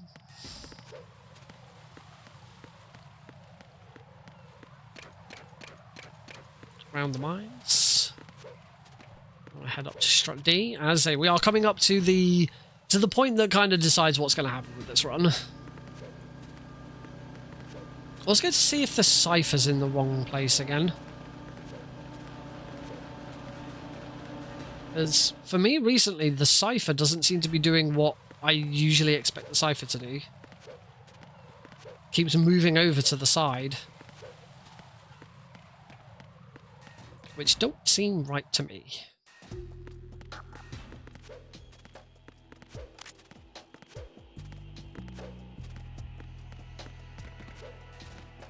In we go.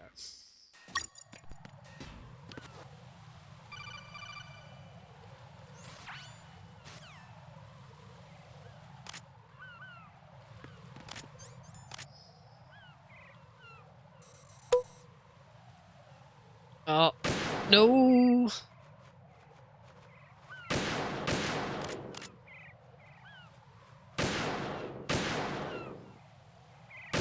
It's bit slow. A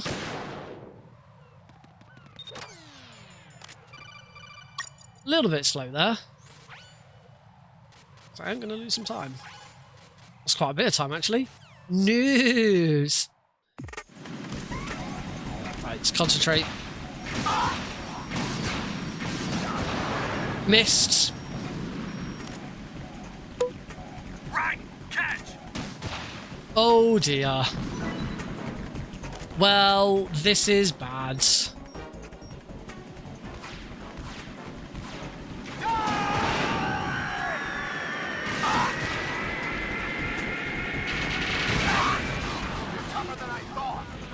This is not a good fight.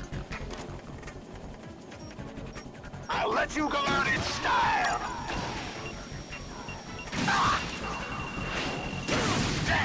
Oh, I forgot to get out of the way. That was pretty stupid. What the? It's not going to connect. Oh god, I've got 2 hits here. Try dodging this. Oh wow. Well, that was pretty bad. That's probably it. That's probably the run. There ain't much left to do.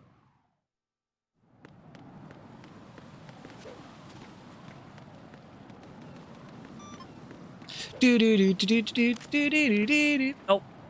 What am I doing? What? Raiden!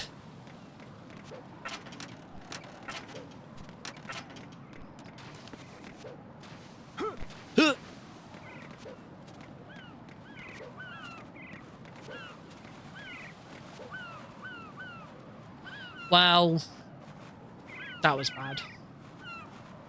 And this split ain't going to be much better.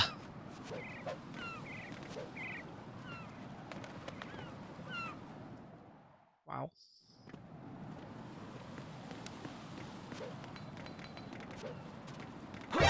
That is just not what you want to see.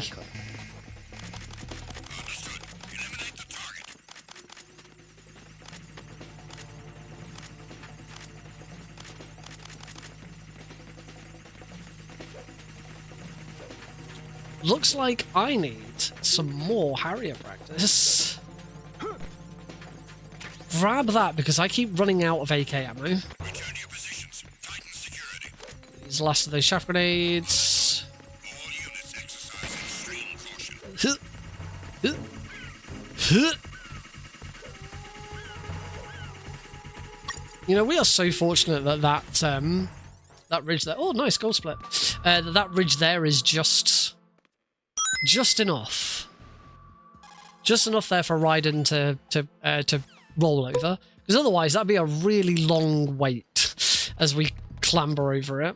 Bit like the one before we climb the little ladder on the outside.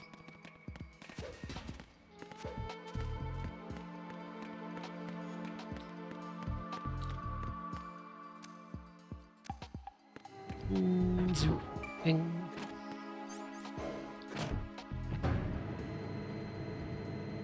Maybe I should look into the out of bounds to get into President.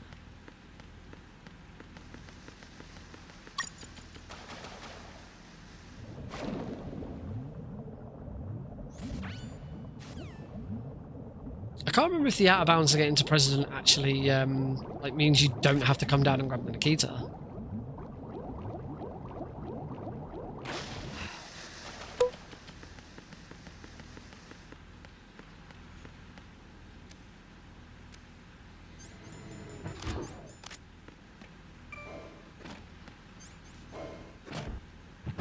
Can't remember. That saved a bit of time there. It's so clear that there is a decent chunk of time save in this run. I mean, apparently my summer best is 104.42. Now, whether that's completely accurate, I'll never know, but... What are you doing? Stop it! I love it when he says that. Stop it! Reminds me of that Family Guy sketch. Family Guy cutaway, the one where Peter was in Passion of the Christ. He's being whipped. Stop it! Stop it! Stop it! Okay? Okay. Okay. Alright. Stop it. Whee! Do a little flip. Swing. Snake took some photos. I took these photos. What did I tell you?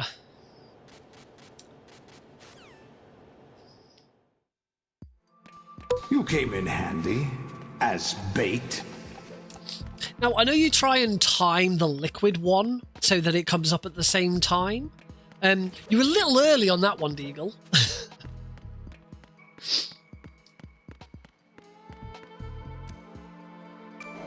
Oh, fast elevator, nice. And there's another time save. 8 seconds behind. I will not be doing a swim glitch. I've never enjoyed swim glitch, and I really, really, really don't want to do it.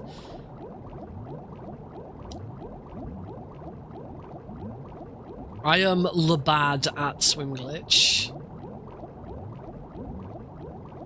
It's always been the darndest thing about Metal Gear Solid 2. I am a really bad Metal Gear Solid 2 runner.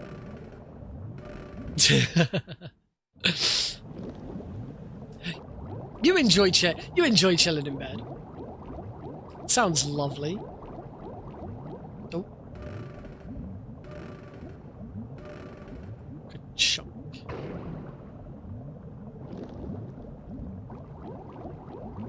MGS 2 has always been my Achilles heel when it comes to this run. Well, this trilogy run.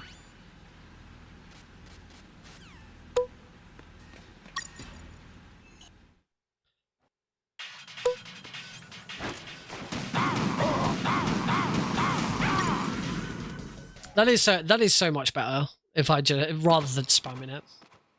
Don't turbo it. Just ood ood. It also it's a nice rhythm. Ood ood. Like those are yeah. I realise what those sound like. I'm going to stop doing that now.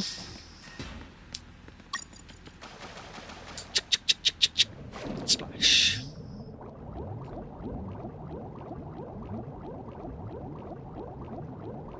Swim, swim, swim, swim, swim, swim, swim.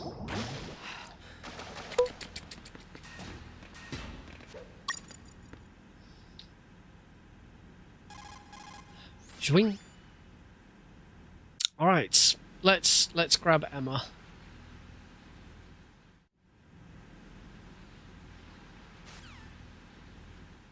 Here she is, Emma Emmerich. She's so cute, Emma Emmerich.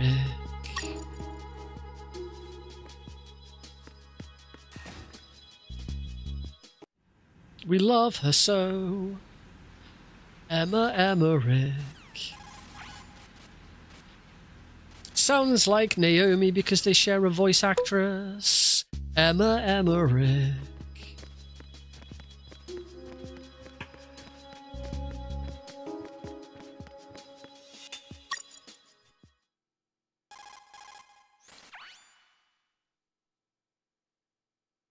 We are coming up to one of my new favourite bits, though.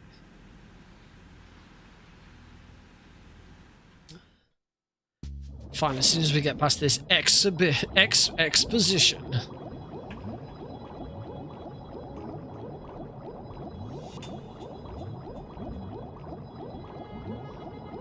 Exposition.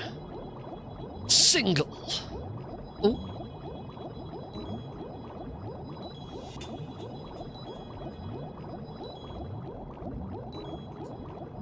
And turn. Hard left. Out we go. We've managed to avoid drowning. It's true. We have indeed managed to avoid drowning. That is an accurate. It's very accurate and apt sound to use. Stand bugs. Whoops. I am not moving.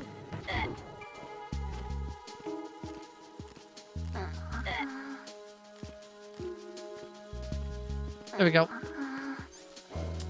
It's like time loss again. Colonel, we've drowned.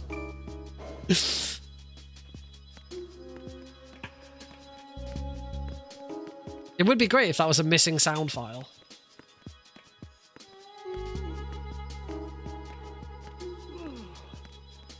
We've managed to drown.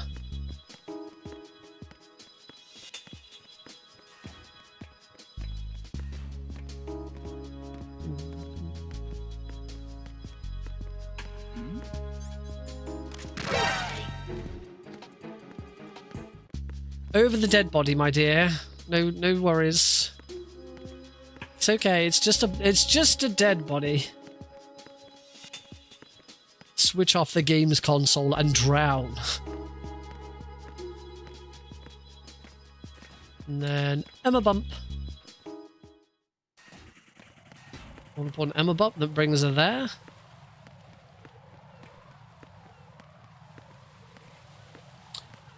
This is my new favourite bit because we've got the original Japanese ringtone instead of just the ring.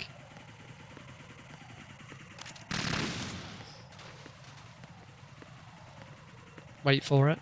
It's coming. It's coming.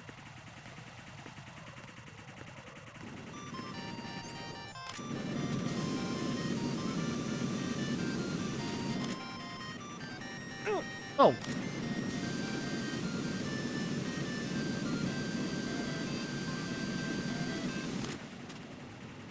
And then I couldn't see that I'd done it. That's another little bit of time loss. This is lovely, isn't it? We're losing so much time. 20 seconds behind now. Okay.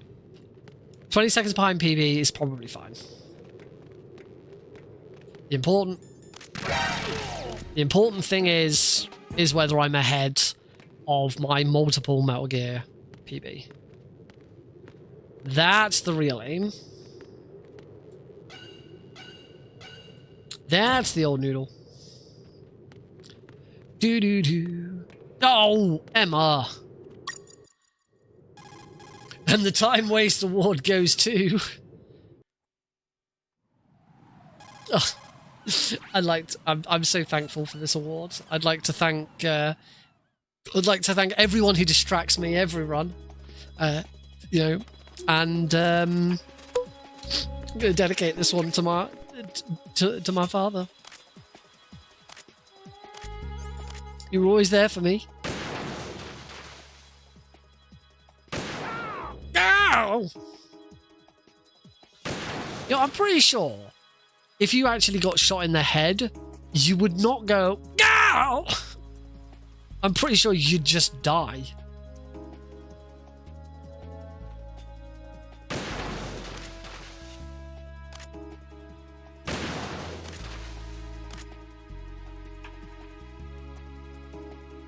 We should have sneak. There we go.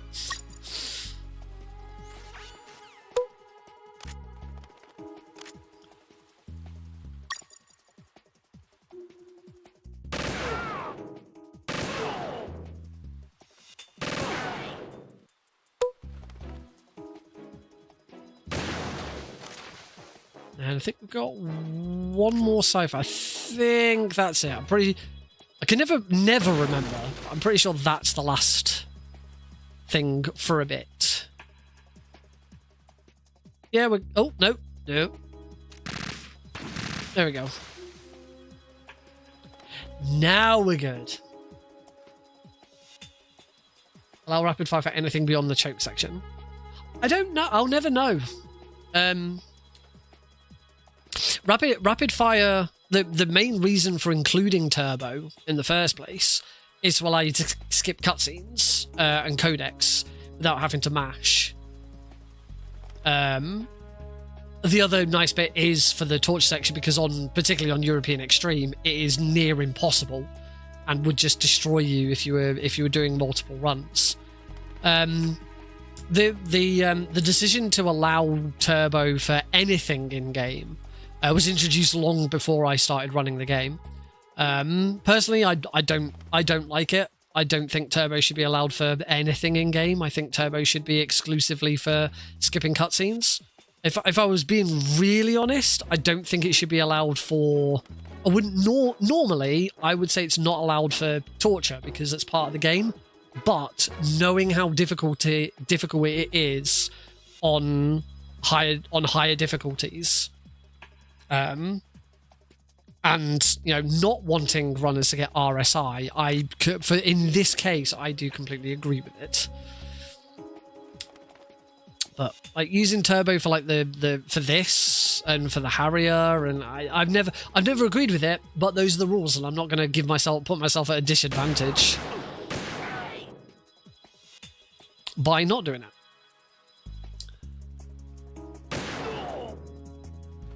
The torture was...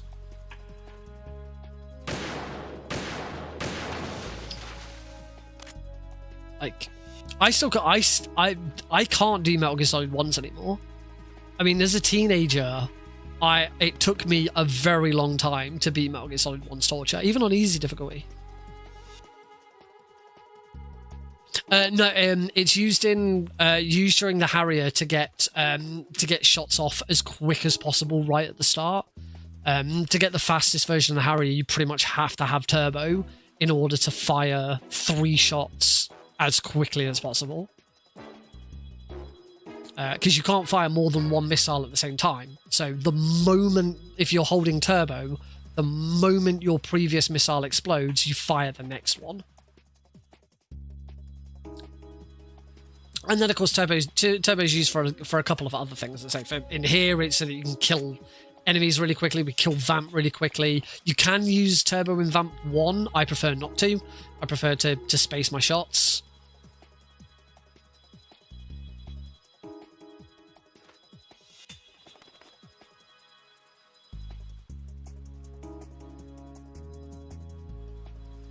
That's a pretty good going.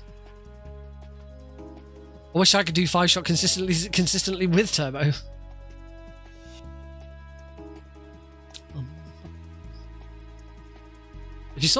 you saw my Harrier from earlier, you'll know I can't.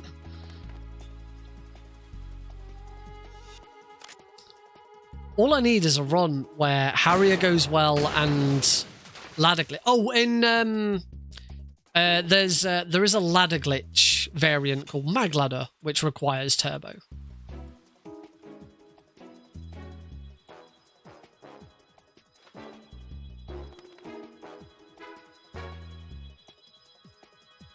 That's pretty good. That's still pretty good going. I'm pretty sure that the absolute fastest 5+1 I've only ever done in a run like twice. I can hit it in practice, but I've only hit it in a run like twice.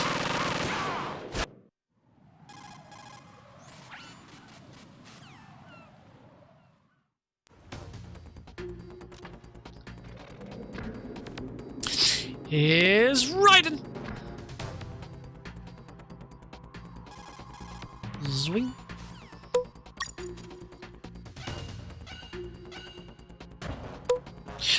So for Vamp 1, I think only very easy. I don't know if it works in other difficulties. I've no idea.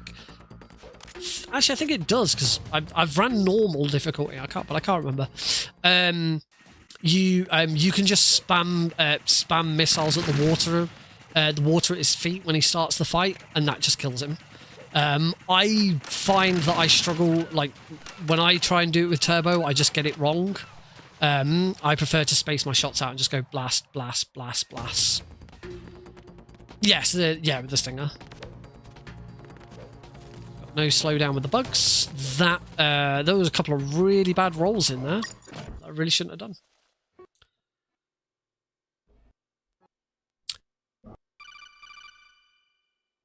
I do not wish to save.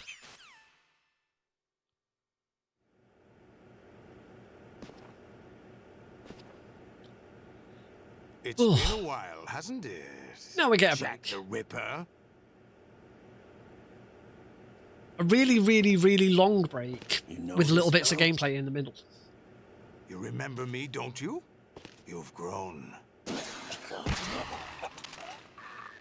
High concentration of cerebral. Well, that's pretty cool. I've always liked the idea of ghost Have they runs, altered your memory too? where you're not allowed to leave behind any trace at all that you've been there.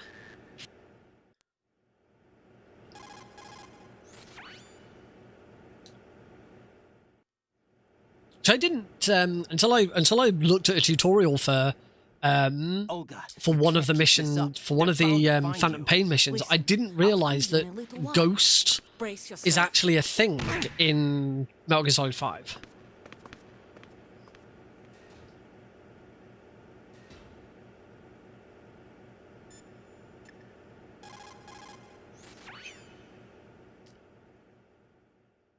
So you gotta, I can't remember, it has a particular name in MGS 5. I think it was without a trace or no traces bonus or something like that. Yeah, if you can complete a mission in Phantom Pain, I don't know if it exists in Ground Zeroes, but I know it does in Phantom Pain. If you can complete a mission without leaving any trace whatsoever, so you're not even like, you can't fire a shot, you can't take out any guards, you can't shoot, because if you shoot, you'll leave behind a bullet case. Is literally complete a mission without like any interaction with anything, and you get a. Oh, I still took no, and then I didn't roll. I just there we go. That's final time loss. Final time loss achieved.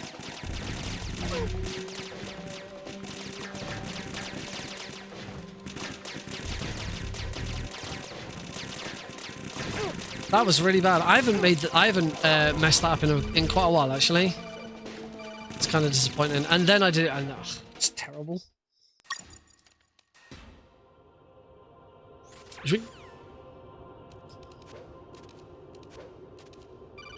New follower.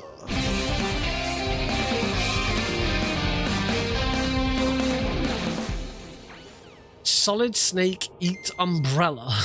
Thank you very much for the follow. That is a very interesting username.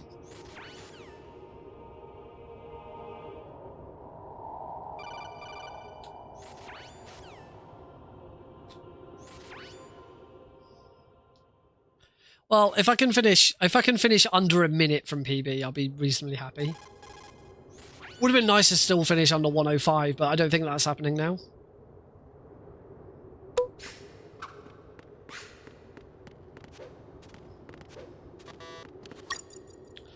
Now we do have to wait.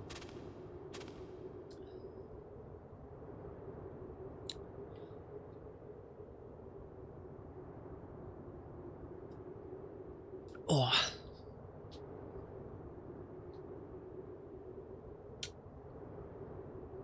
Dun dun dun dun dun dun dun dun dun dun dun dun dun.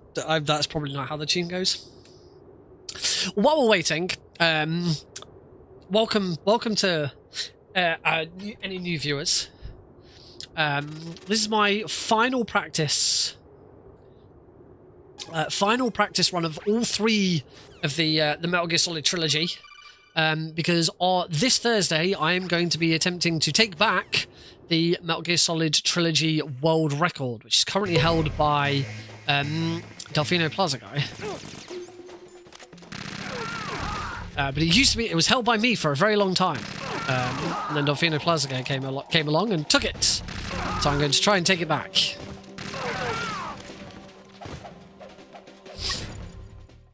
Oh, nice. Gold split on Tengu's. But I will not be performing that. I will not be performing that run on this channel. I will be performing that run on the Albion Speedrun Collective YouTube channel, Push yourself. Twitch channel. I'm a bit concerned with how much damage I took there.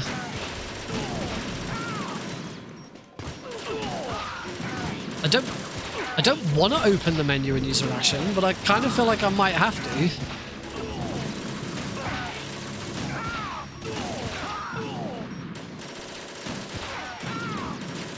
I seem to be in a good spot here. I was about to say none of the Tengas are getting through. And Steak is doing a reasonably good job of taking out the any that I do miss. I'm just concerned that at just any moment I'm just gonna die. There we go, like that. Should have used a ration. You all right? Answer me. Raiden! Should not have played. I should have played that safe and just used a ration.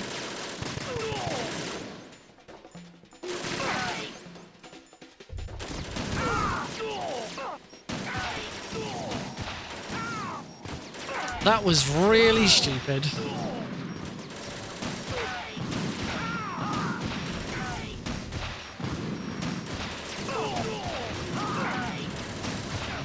What I would definitely like, I definitely want to see how much time loss I have out of this, just this split, and then work out what my time would have been without that death. Just so I can see whether I was ahead of my multiple Metal Gear run. So anyway, as I was saying, we're just repeating this. I'll be doing my my trilogy, multiple Metal Gear trilogy run over at twitch.tv/Albion Speedrun. Is a new live UK speedrun marathon team that I founded. There's 12 of us on the team. And we've got our first event in April at the Manchester Anime and Gaming Con, the April 11th to 12th, weekend of the 11th and the 12th, the weekend after Easter. Submissions are currently open. If you would like to attend, if you want to run in our little speedrun marathon in front of lots of people, then yeah, submissions are now open. So you can check those out at albionspeedrun.co.uk, which will just redirect you to our Angus page. But with the channel, we're trying to hit affiliate before the event. So we've been doing streams all week. We had Love and Floofen and Decky were on today doing a co-op stream of Populous something. Wasn't Populous 1 or Populous 2, it was Populous the Challenges or Populous the something, I can't remember. Yesterday we had Garlips on. running, like trying to break some really janky Steam games and demos.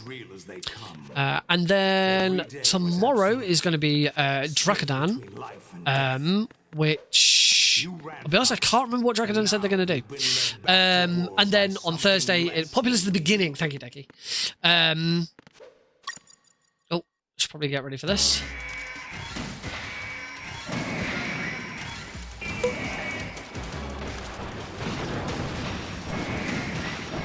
Nice, I got the raise right. Are you awake yet, Jack? I'm still 143 behind. The Arsenal AI is corrupt. As how much time did I lose in the end? I admit 1 that I minute. underestimated you. 1 minute and 11 seconds. I mean, pretty much. It's just I'm 34 seconds behind. I'll squeeze the answers out of you instead, my son. So yeah, Drakadan is on tomorrow, and then Thursday it's my turn where I'm going to be doing this Metal Gear Solid Trilogy, trying to break the current world records. What do you hope to hear? You know he doesn't So tonight I'm doing a practice run of all 3 games, but individually, rather than all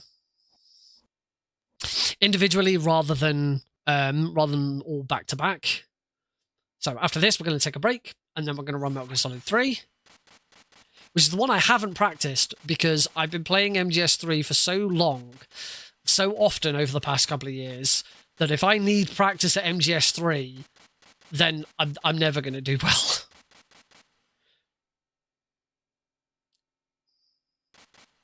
And hopefully I beat the world record. So the important thing isn't to be beating my current PBs according to LiveSplit, but to be beating the individual times that I had for those runs. Oh, I forgot to swap again.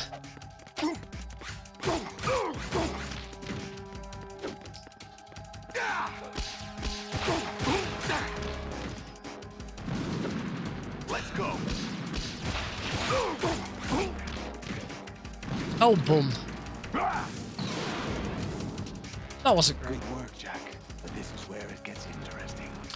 But actually, it's important to know I don't actually care about the IGT. I care about the RTA. So my RTA is the time at the bottom of the screen, the top.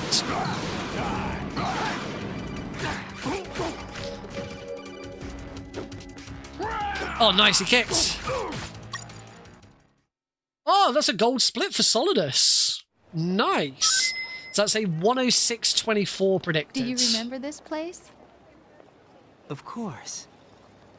This is where we first met. So yeah, my as you can see, my RTA. Today is the day I met you. That's it. It's not my idea. I'm adding on. Oh, I don't know. I do need to mute the audio here because this gets you copyright flagged. So what would my RTA be here? My RTA is currently approximately a minute and a half. It's approximately a minute and a half ahead. So we're looking at about 108. Add a minute and a half onto that predicted time on the game itself. We're looking at about 108.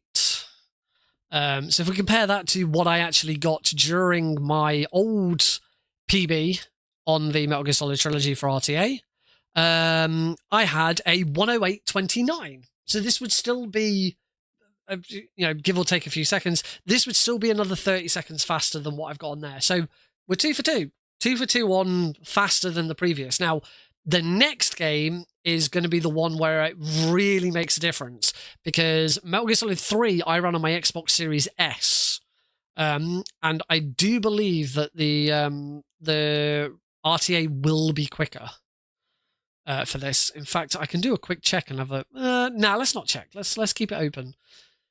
Let's keep it open. Why not?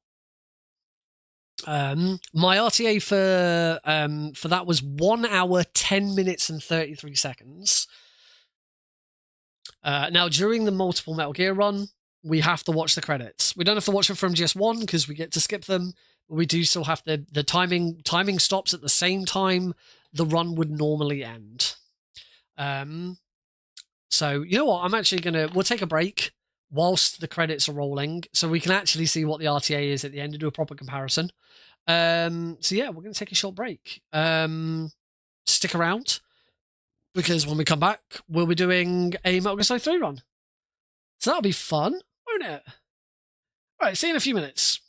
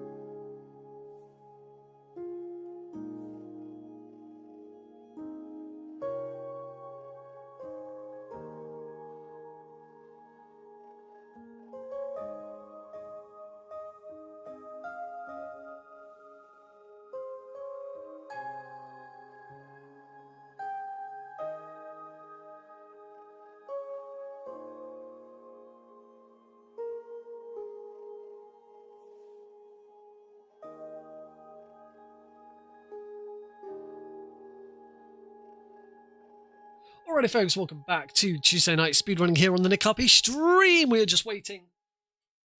Sorry, grab my headphones. Just waiting for the credits of MGS2 to finish, just so we can see what our time, our RTA definitely is. And then we are doing a Metal Gear Solid 3 run. So yeah, let's get back to it, shall we?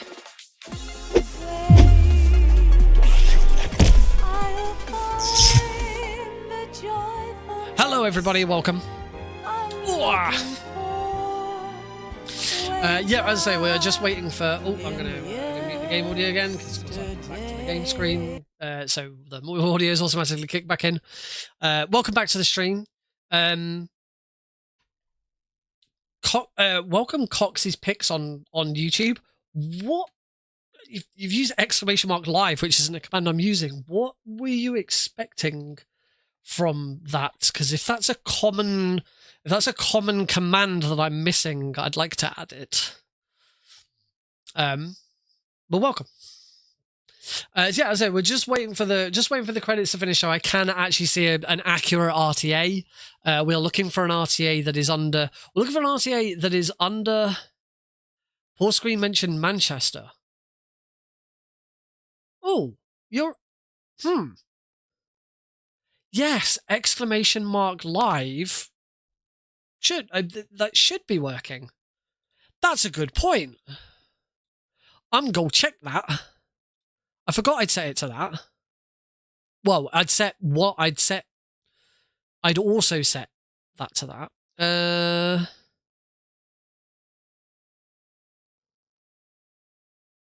Where is it?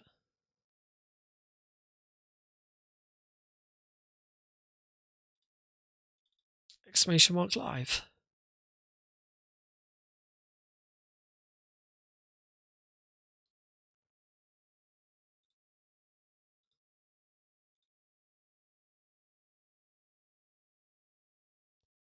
That should be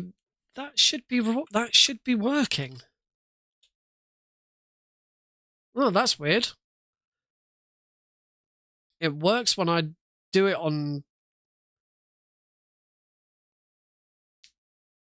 I don't know why that's not. Oh, I need to skip through these. I'm not sure why that's not working on. Not sure why that's not working on YouTube for YouTube chats. Well, there we go. It worked in the end. Need to check that. All right, there we go. So we had a final RTA of 107.54. So I said it'd be about 108. And there's a couple of things to check against this. So once again, just to remind ourselves, my RTA for my multiple Metal Gear, my Metal Gear Solid Trilogy run was 108.29. This is 107.54, so that is a time save of 35 seconds. However, we had a really, really dumb mistake in Tengu's 2 that will almost never happen again, where I lost an additional 1 minute and 11 seconds. So if we drop 111 from that, so that it's a bit more accurate, because I should have just equipped a ration and it wouldn't have happened. So let's just call it 110. That brings us down to an RTA of 106. 106.4. Let's call it 106.45. Just to round it, 106.45. Which is a further 45. So that's 1 minute 45 under. So I'm as long as I don't make some really stupid mistakes, I am guaranteed a PB on Thursday for MGS2. And we already know that I should be getting under 30 minutes for MGS1, or at least damn close to 30 minutes, which my PB for that was 30 minutes and 53 seconds. So the final one to test is MGS3. Can I get an RTA on the PC version of MGS3 that is under my 110.33 of the Xbox Series S version that was in my PB for for the Metal Gear Solid Trilogy? Because the last time I actually ran this trilogy, the Master Collection hadn't been released yet, and I was running on an Xbox Series S. So that's what we are going to check right now. It's been a little while actually since I've run Metal Gear Solid 3, but it should be fine. It should be good. I'm confident in my ability, because good God, did I play Metal Gear Solid 3 a lot last year. All right, let's get it going. will show up momentarily.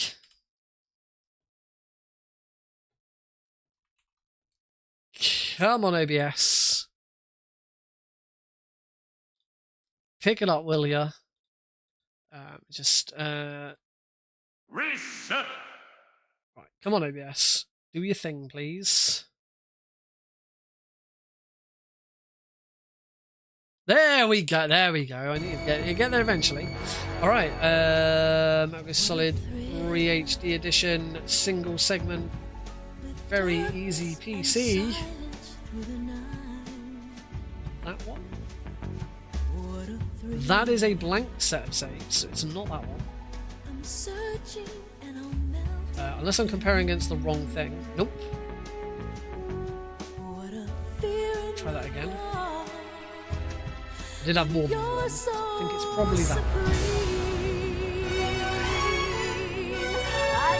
When Live Split wants to load the rest. There we go. Ah, there. That looks better. 104.24. That should be correct. I will double check that though. So it's been a little while since I've done this run, but it shouldn't be that bad. This should be accurate. Very easy PC 104.24. This is indeed my PB, which is third. I had a look at this recently and discovered I'm third for this category, which I was not expecting. I was not expecting to be third for this. There are many far better Metal Gear Solid 3 runners than me. So I was surprised when I looked at it and was like, oh, I'm third. When did that happen? All right, let's do this. And he's immediately going to... X and circle are not swapped the other way around for this game. Maybe I should change that so that it is. In fact, I'm not even sure. I'm not even sure you can. I don't think you get the option to. So make sure that camera up and down is reversed. Load game. Do new game plus. So that we get all the camos, and we don't have to pick up the boss's camo at the end of the game. Right. In 3, 2, 1, go! No, we go after... There we go, now we go. After the end of World War II, the world was split into two, East and West. This marked the beginning of the era called the Cold War.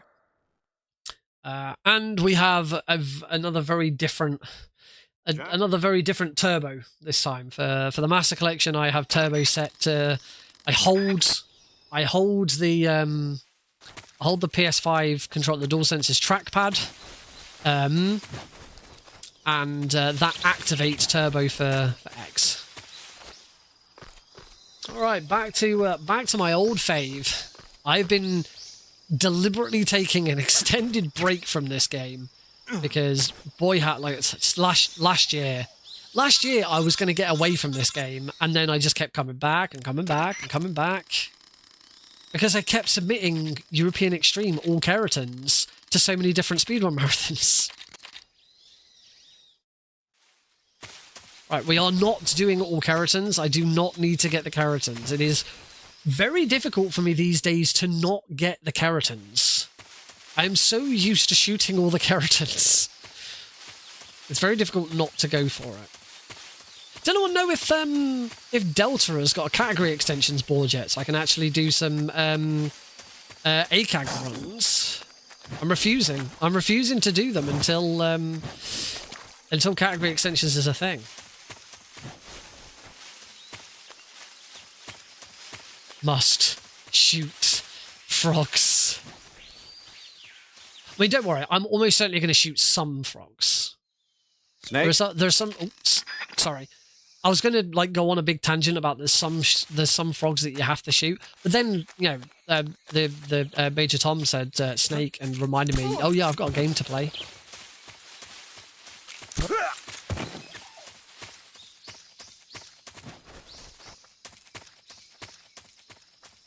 Huh? I'm also not used to playing very easy difficulty. Of all the games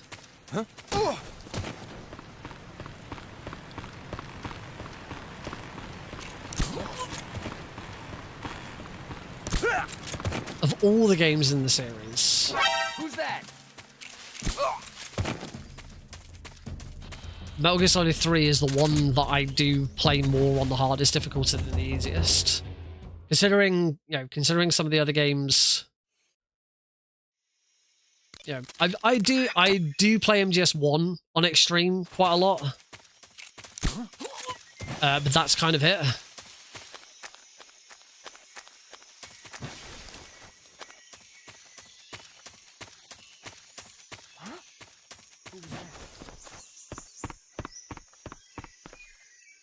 So as I say, this actually already feels quite awkward, not playing on European Extreme, because I really am not used to very easy these days. It'd be alright.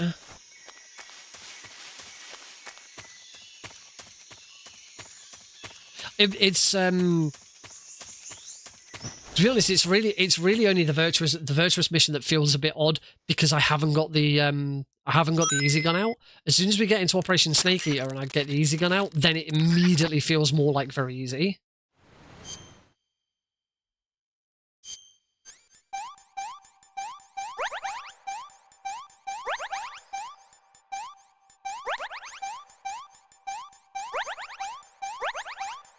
Bit of trauma center. And coming out of the virtuous mission, I am 8 seconds ahead. Yeah. Wow, okay. Apparently I have got more time to save in this game.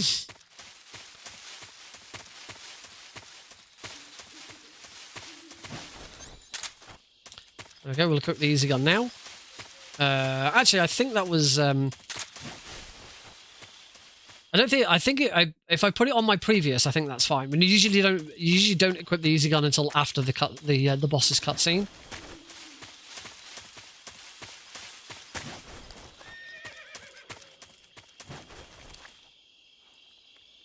I'm very glad I rolled into that. Right. Yeah, it's now not. Yeah, that was a bit pointless. Alright, now we're off. Now it feels like very easy difficulty.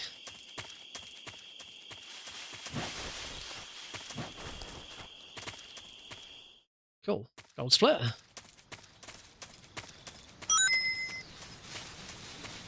There's always these little movement optimizations. Again, these splits, I'll have been running these splits for quite a long time. To still get golds after all this time is quite something.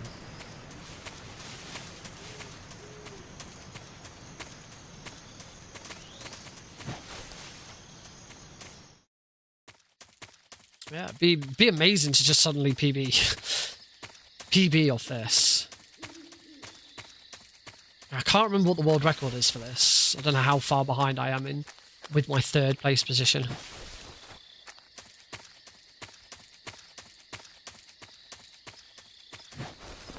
We don't need to go and get the cardboard box.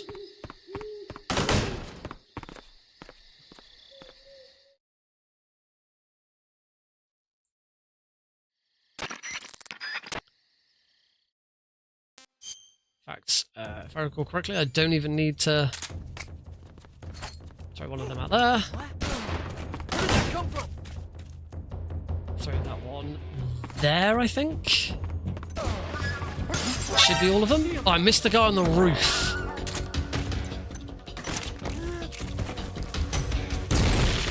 Okay, I lost a little bit of time there because I missed the guy on the roof. But we're okay. We're good. We can keep going.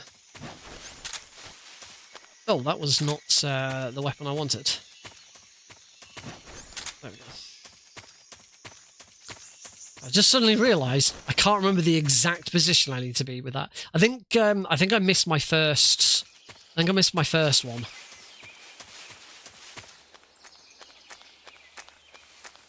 the first one wasn't quite in the right place. I'm pretty sure the guard on the roof is supposed to be hit by the first one.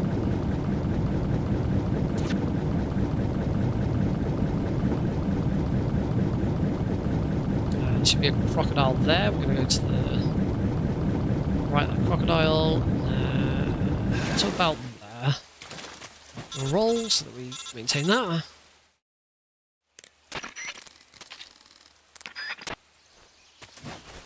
Roll over that, and roll in. Awesome. Already pulled back a little bit of time.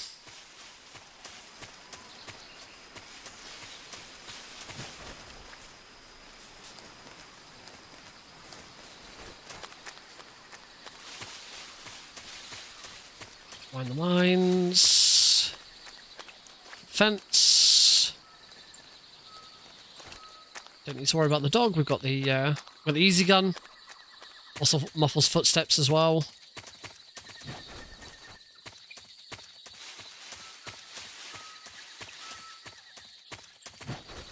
Oh, that was interesting. That's going to be another small time loss.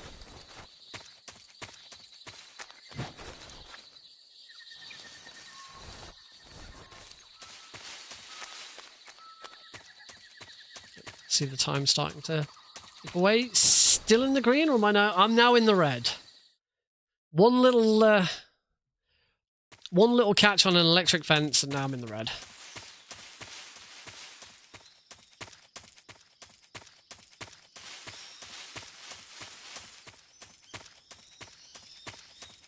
Okay, won't see me.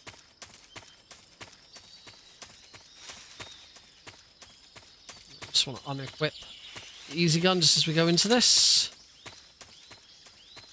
so that I can immediately do that. Stun grenades.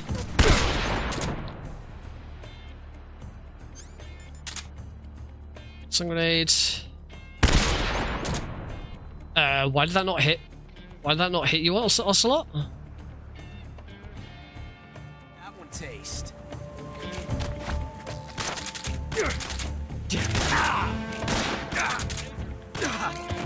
Okay, I'm not quite sure why that that stun grenade didn't hit Ocelot. Ah, where am I going? Can't bloody see. It still can't bloody see. Yeah, that I think that's no. I know why that stun grenade didn't hit Ocelot. It wasn't an overhead throw. It was an underarm throw. That's why. Whew, that's not good.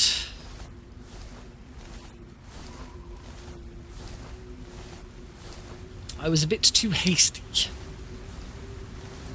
Well, see what we can do with the pain.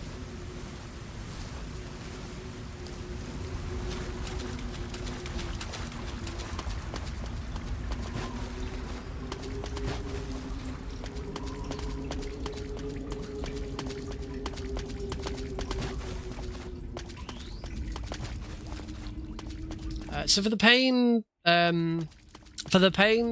like when you're first learning the pain on very easy, you just shoot him. If you can try and get headshots though, it does go. This fight does go a lot faster. So I will be, I will start with body shots, but I will slowly move to headshots.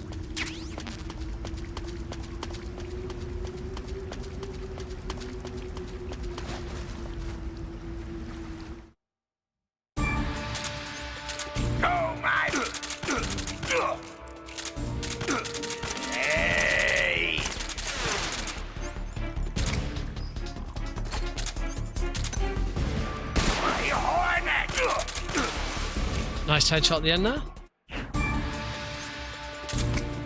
Go, get it.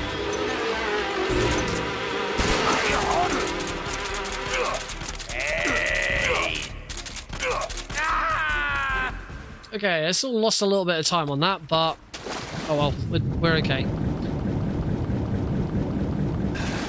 You know, one thing I've completely forgotten about? The heck do I do about the... Well, how the hell do I beat the end? Because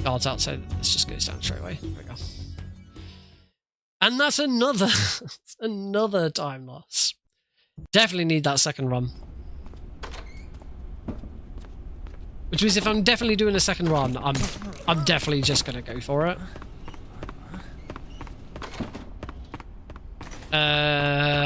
Blip blip blip blip blip blip blip blip. So, handkerchief. Who's that? Thanks, Nate, for getting stuck in the door. Moron. Handkerchief. For this run that I'm doing right now, the handkerchief is not necessary. Now forget. Screw that. No. For this run and for the run on Thursday, the handkerchief is necessary. Ow! I'm really screwing up the lab. Because we're not on IGT.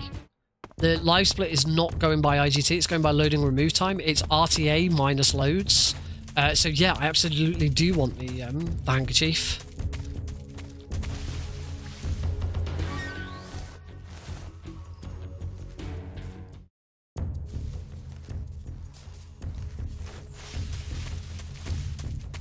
I really should have swapped to that. Swap camera ages ago.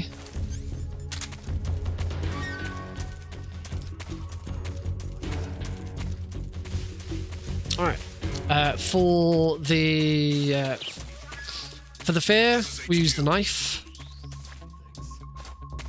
Thanks, Snake. I'm not quite sure why you did that. It's a fake death pill.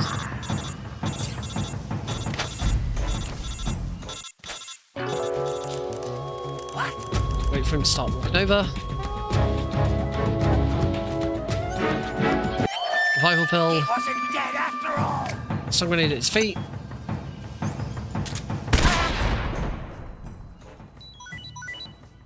Knife. Wonderful. I can't remember. I can't remember. It's Drakadan tomorrow. I can't remember if Drakadan's advised what game he's planning on playing. Here we're going to roll here. Roll here. And I'm going to completely forget to aim and do the thingy there. It's fine, we're okay.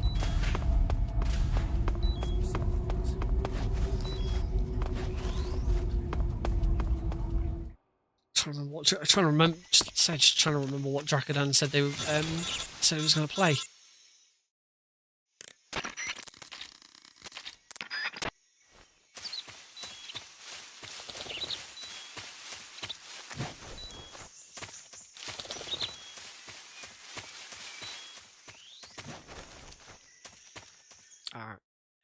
Head of games committee or games committee lead.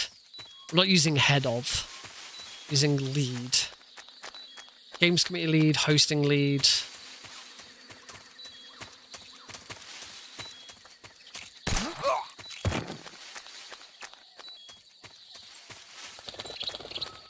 I've given myself the title of founder and lead organizer.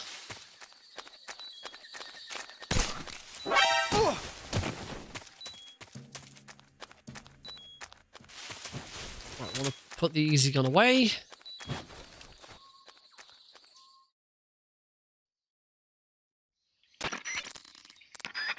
I will try and find out for you though, Meryl.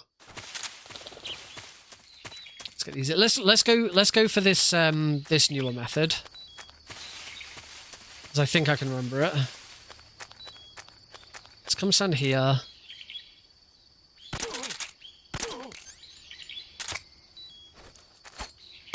Hope you don't get hit. And then from there, I think I can now...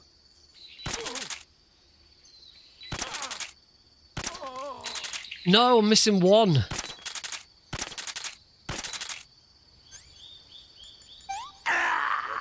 I don't think a fake death pill here brings him back.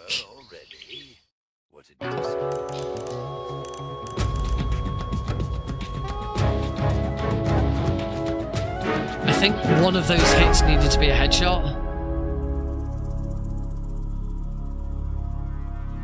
I don't think a fake death kill here will bring the end back. Oh well, this is a good opportunity to practice this if this is what I'm going to do now.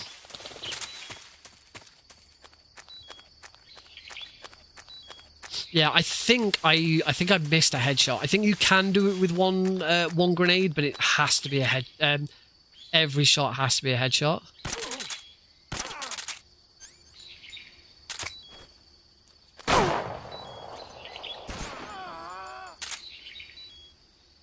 So I think it was. No, I'm still one. Okay, throw two. I'm gonna have to throw 2 grenades.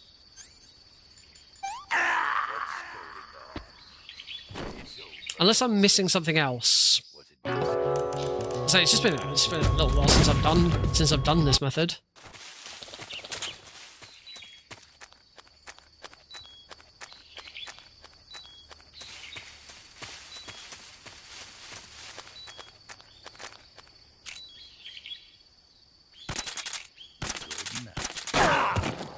Bomb.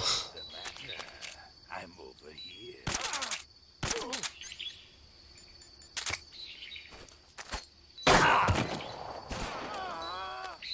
I can't see.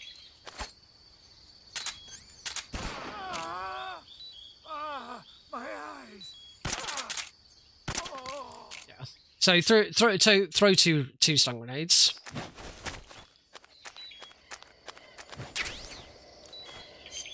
And then from here, we can finally do the modes in the guns. We can put the D-mic away. Don't need that. That's it. And then items, cardboard box. Hey, Pazzo.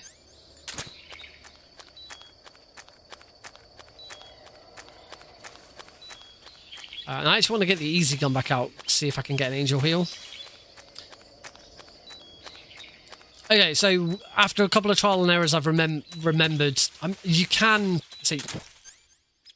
You definitely can do that with only 1 stun grenade, but every single shot has to be a headshot. It's just not worth the risk. Do 2 stun grenades and then it's guaranteed. All right, well we get a nice little ladder break. I will see if I can find out what Drakadan is streaming tomorrow.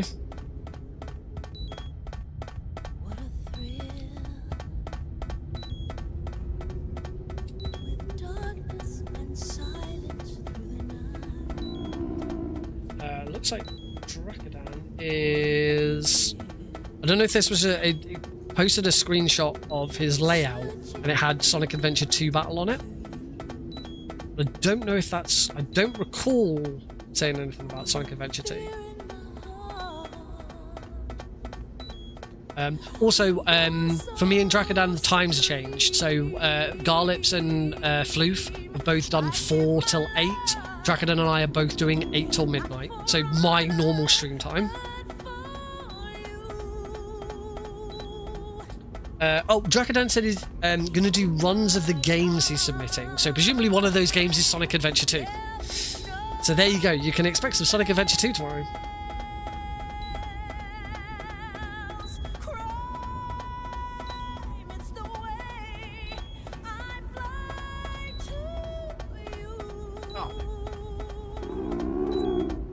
I finished my Coke. Doesn't look like I'm getting an angel heal.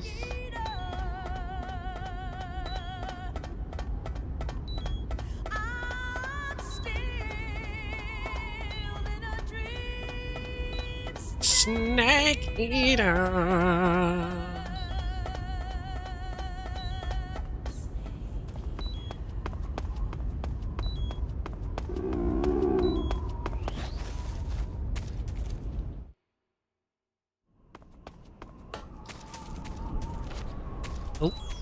Oh, you know what? I have realised one thing, which is a bit annoying. Oh, and that is that loading trick is still a thing. Huh? What?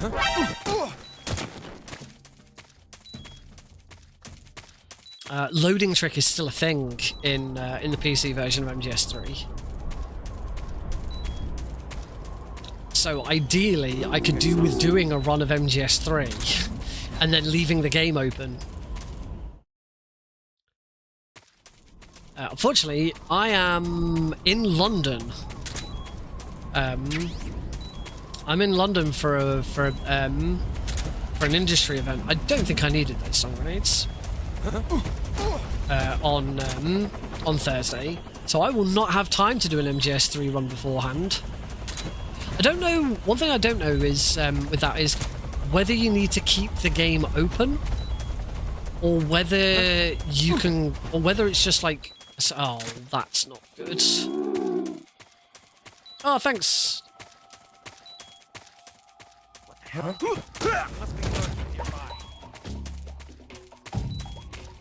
I certainly hope so. You do need to keep it open. This is HQ. Can I put my computer to sleep?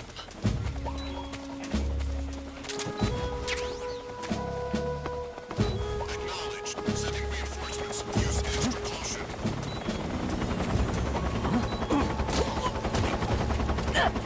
Okay, so the only thing here is I just need to make sure that I definitely don't get alert. Because what so as I said, I'm in London tomorrow.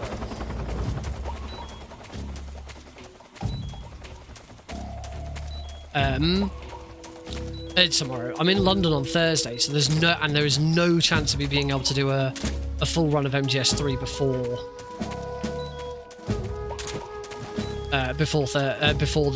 the stream. Because I'm not going to get back till quite late. Okay, that worked alright in the end. So what I could do is I could do a full run tomorrow night and then put my computer to sleep. I mean, actually, what I could do is I could finish this run. Oh, I could finish this run now, and then just leave the game open and just put my computer. You know what I could do? I mean, actually, to be honest, if you look at these loading times, does it really matter? Like, it's not like any of these loading times are that long. It probably makes such a minimal amount of difference.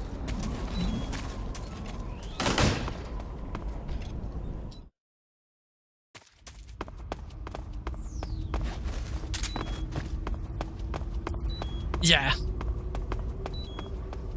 Yeah, it's not worth worrying about.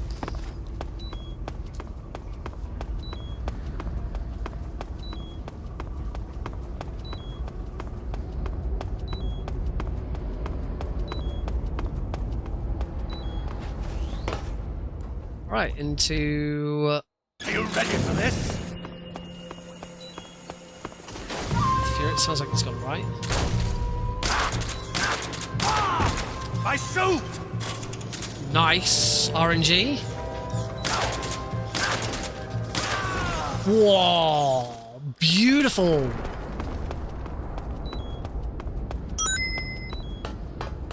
Don't know why I'm grabbing any items in here. Absolute, the best RNG. That was so nice.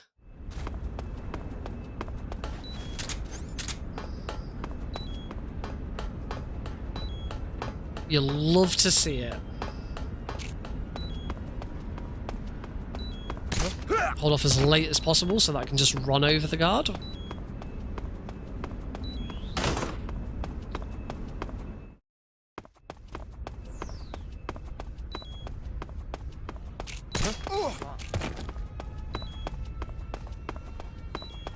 This way so I don't get spotted.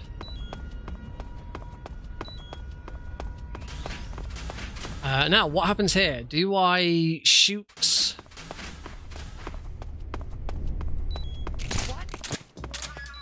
Should get the double what? There we go.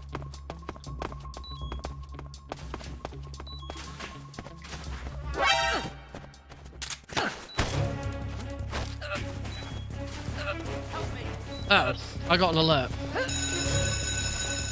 I have been shot by the end, yes. Oh, screw this up.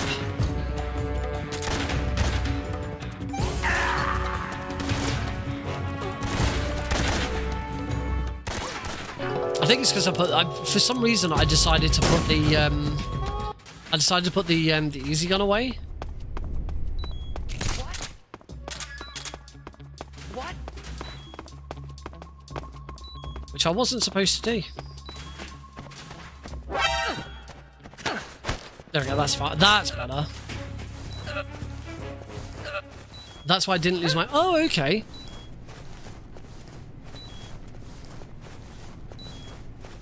Yeah, the end took me a couple of attempts because I was trying to do the... Well, I did successfully do the slightly faster version of the end. But completely forgot. Like, I should have used... I need to just use two... just use two stun grenades. It's too risky not using two.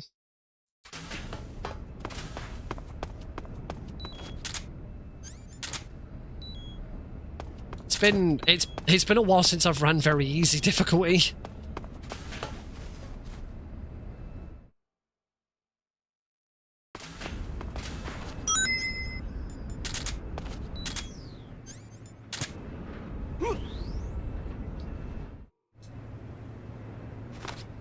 Sir.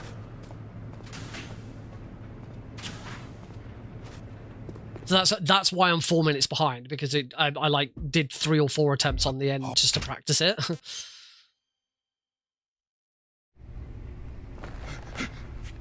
Kill me.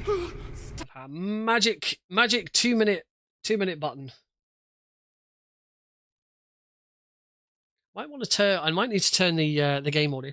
1 and 2 were good. Both of them came in. Both of them came in under my RTA from my PB for the trilogy, which is the important thing. So at the moment, I'm looking at saving probably only anywhere between 30 seconds and a minute for MGS 1, probably over a minute for MGS 2, particularly if it goes well. 3, I still have no idea what it's going to be like, because the last time I did the run, it was on the Xbox Series S, because I didn't have the Master Collection wasn't a thing at that point. So this is the first time I'm doing all 3 of them on PC. So yeah, I absolutely expect that I will beat my PB. Whether I beat your world record is another question. So I'd certainly like to.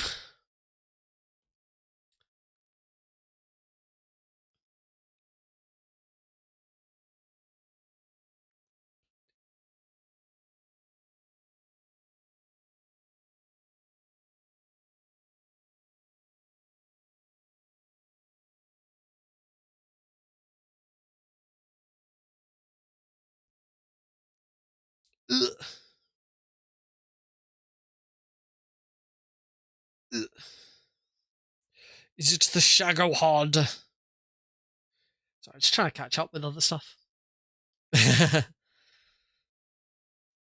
I've still got still some decent time saves to still have in that. But even you must have your limits. I am a patient man.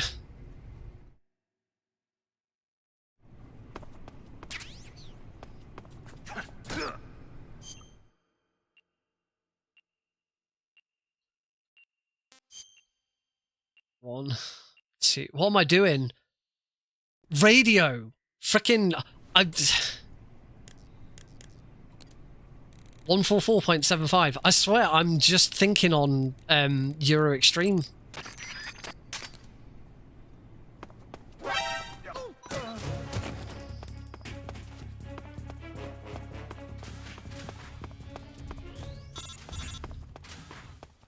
I've just got European Extreme in my head.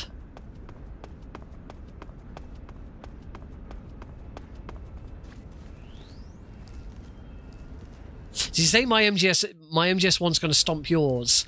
It's not MGS 1 that I'm worried about. It's this that I'm worried about.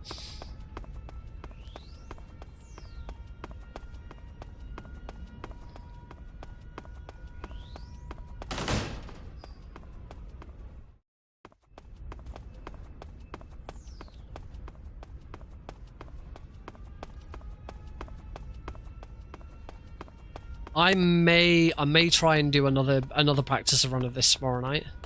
I said earlier that I'll do a second practice run of this after this, but actually I don't think I've got time. That's European extreme routing. It's already 10 past 11. So yeah, by the time this run ends, it's got another half an hour of this. Yeah, I'm not doing another run of this. Not where I thought I'd be able to do 2 runs of this tonight. So yeah, I might do a practice run of this offline tomorrow night. Heck, I've got a lunch break. Might do it during my lunch break tomorrow.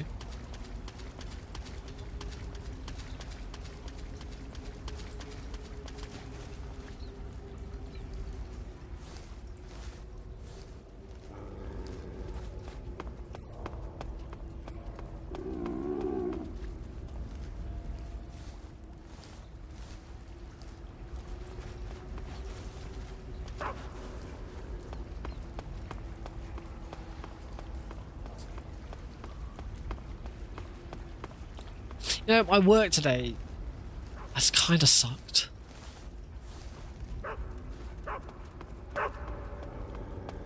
I may have inadvertently found out information about someone that affects my job quite significantly. There might be someone else leaving. And that person is someone I work with quite significantly, and I haven't been told about this yet. Backpack, weapon, handkerchief. I was in a different meeting today and someone said, oh yeah, well this might be a thing because this person's leaving us. I was like, oh, well I didn't know this, and this impacts me quite significantly because I work with this person quite a lot and I haven't been told this.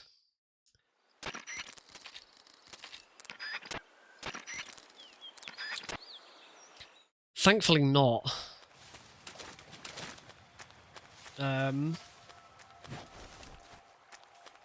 My job at the moment has once again boiled down to I'm waiting on emails from people, which is the most boring shit. Who's that? Oh, and then because my company has got an absolute boner for PowerPoint presentations, they want to turn a monthly. Oh, that wasn't very good. I want to turn a monthly report that I write in Microsoft Word, which is very nicely organized and written in Microsoft Word, and turn it into a PowerPoint presentation just so that it matches other people's reports. Because, say, the company has an absolute boner for PowerPoint. It's like, no, this is a written document. It should not be done in a fucking PowerPoint presentation.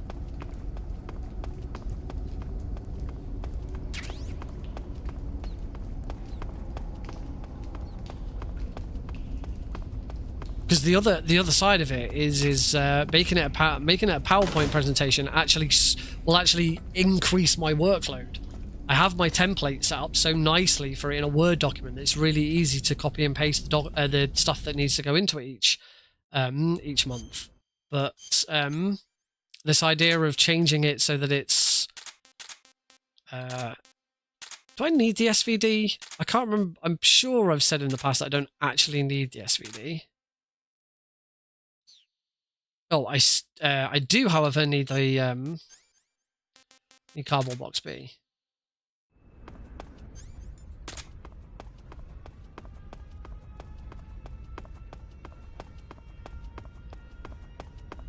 But I need the SVD for Volgin. It's quicker to kill Volgin. Is that only on European Extreme? Oh, of course I do. Yeah, of course I do. I'm not doing non-lethal. It's when I'm thinking of European Extreme and I'm doing non-lethal Volgin. That's when I'm thinking of it.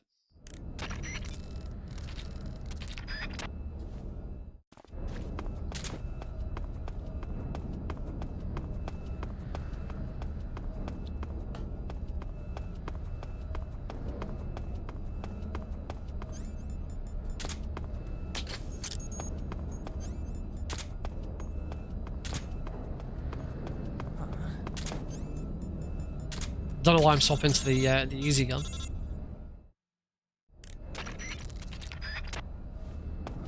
I say this a lot, but this is a room in the game which is faster, not necessarily faster, sorry, easier on European Extreme than it is on very easy. Not by a lot. It's not like this room is still difficult, but it is easier on European Extreme.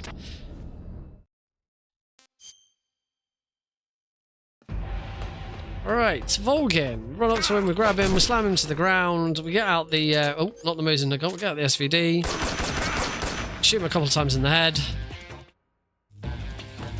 fall forwards,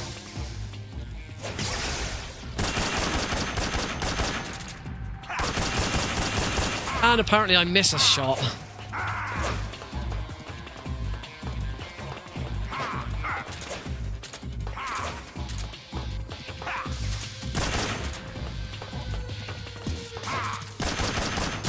Oh, I missed again. Oh my god, what the... How did I not finish him off? Definitely need to do a practice run tomorrow night. This is god-awful. I can take a break. I don't need to get the RPG out. I can just keep this equipped and do nothing.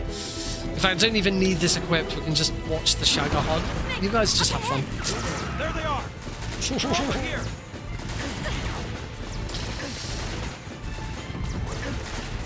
Having said that, I do actually need the easy gun out for this. Oh, I do need the easy gun out for this because otherwise I will just get shot to hell. And I do still have a leech attached to me, which I need to not worry about.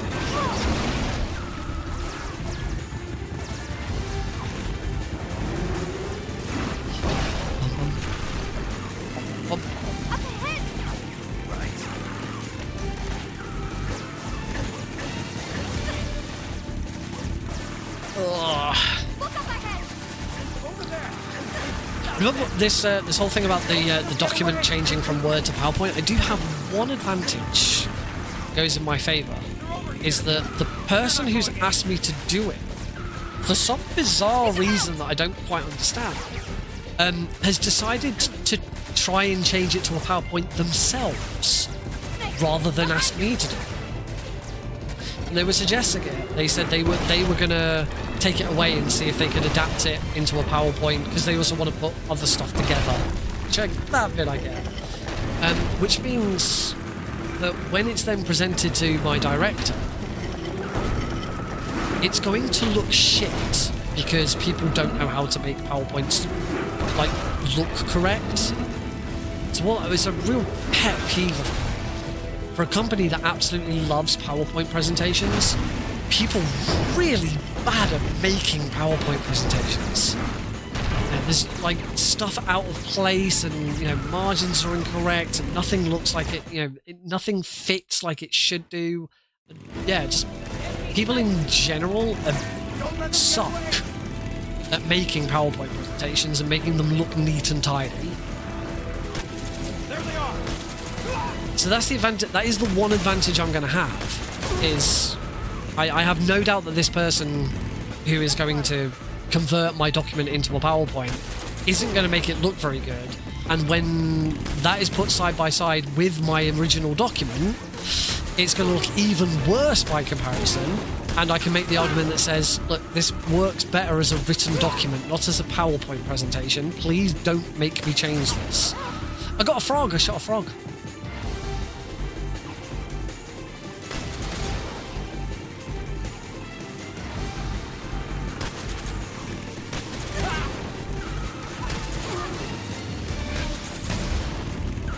I say it's a written report. It's close to being a newsletter.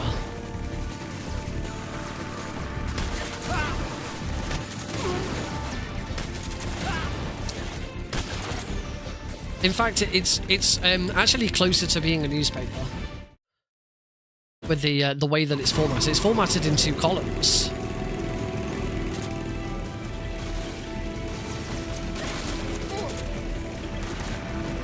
So as you read down the page,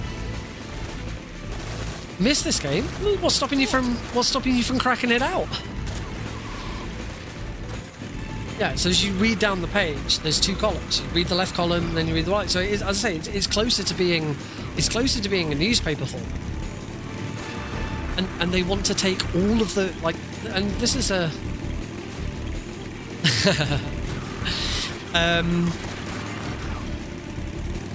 yeah, this can be 2 to 3 pages of written column. AI Word's a PowerPoint converter.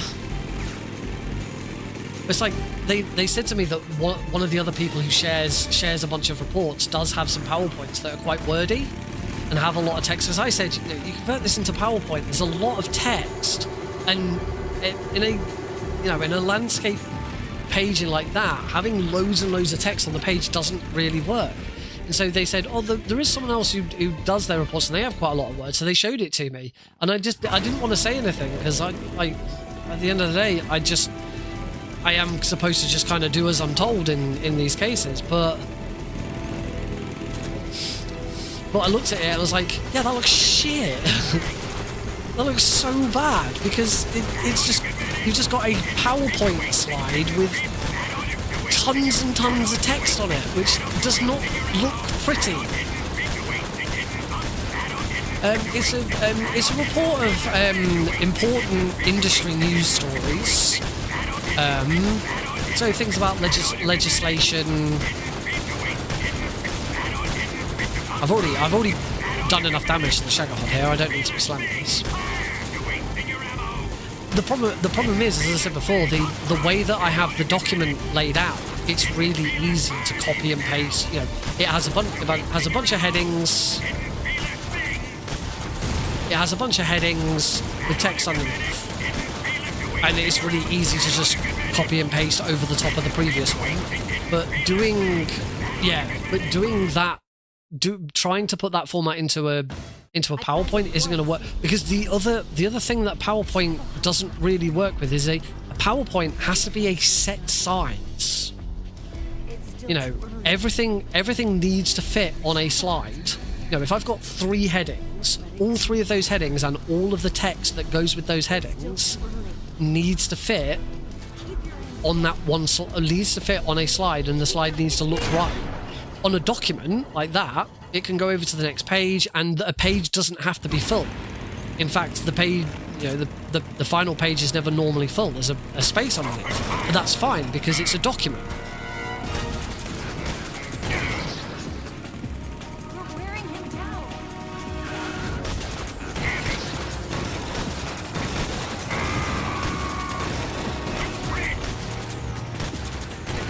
I lost the loot, but I did okay.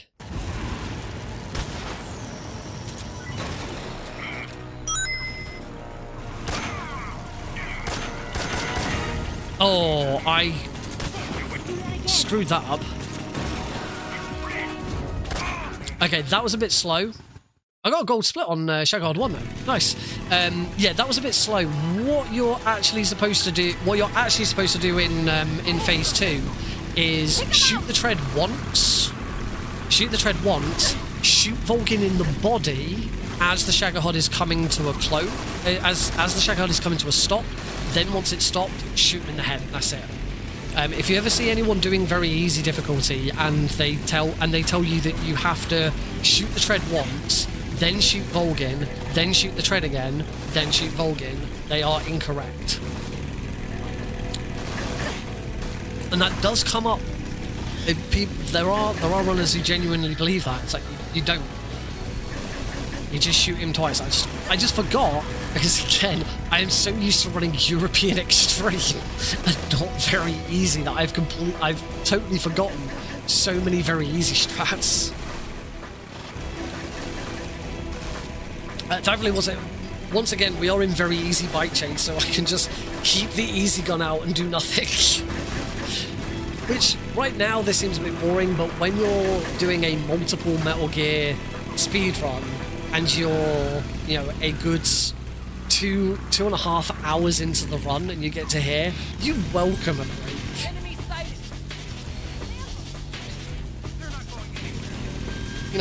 On Thursday, when I finish MGS 2, and we have to sit through the credits. I am fucking off to the toilet. I am getting a drink. I've got a 9-minute break before the next run.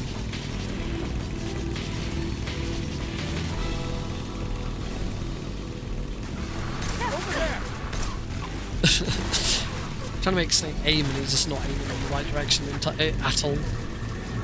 The thing is, like, normally I wouldn't be able to take a break here either, because if I was doing very easy, I'd be doing it all keratin, so I'd be trying to shoot the fucking frogs. I don't know what to do with myself. I have no idea what to do with myself, because I'm not used to having a break at this point.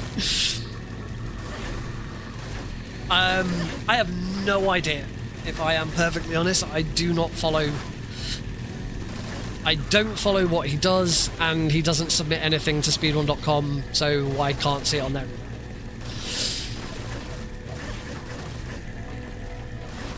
He has just done a Resident Evil run for UKSG though. So my assumption is more recently he's been running Resident Evil. I can't remember which Resident Evil. Hey, recently I haven't been running this. This has been my first foray into Metal Gear for I think when I picked this up originally to do this again, I think I determined that the last time I'd ran Metal Gear, anything Metal Gear related, was the start of November. Yeah, we get Eva's best line.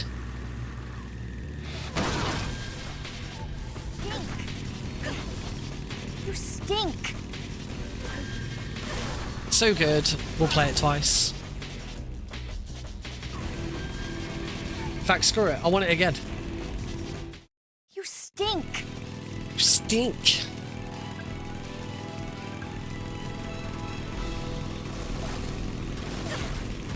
I forget exactly who it was.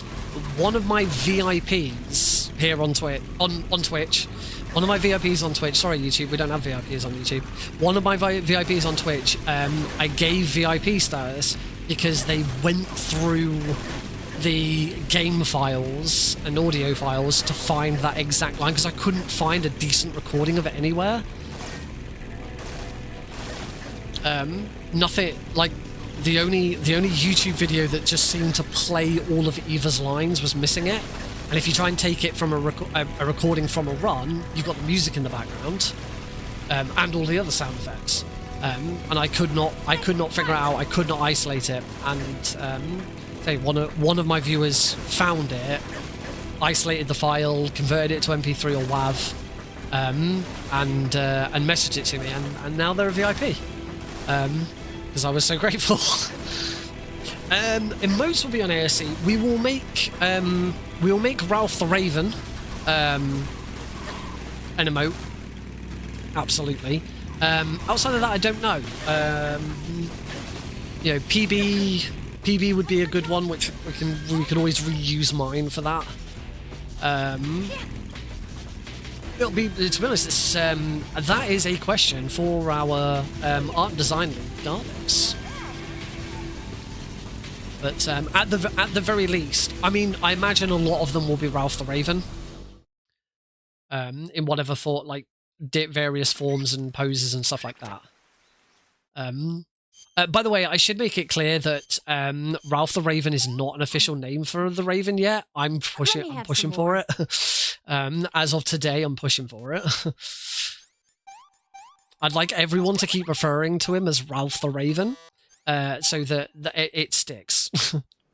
I would like this very much. It was actually a conversation I had with my dad this morning on Facebook Messenger. He messaged me this morning to say I've just seen the post you put on Facebook, because I do occasionally post on Facebook. Just seen the post you put on Facebook about ASC.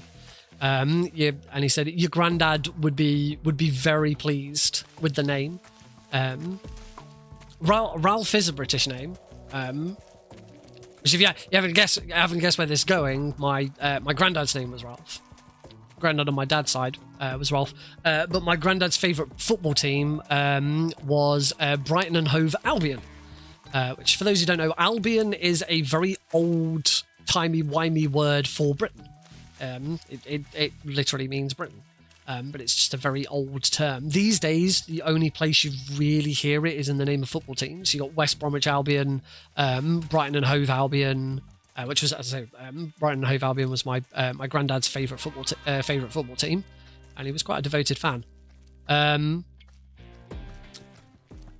So my dad said that he'd be very pleased with the name choice of Albion Speedrun Collective. So I said, so I then said to him, oh, maybe we should I should try and get our Raven mascot to be named Ralph the Raven. I don't know why I shot that guard. I didn't need to. Oh my god! Yeah, you bought an MGSR hoodie because you saw me wearing it in that video. That's great. I'm so glad. I'm so glad that video inspired so many people.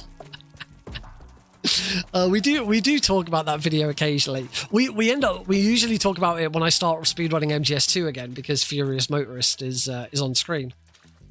I've still got mine. I don't wear it very often. I don't do a lot of MGSR related stuff these days. But yeah, as I say, I'm so glad that that apparently that hoodie was that event was an endorsement.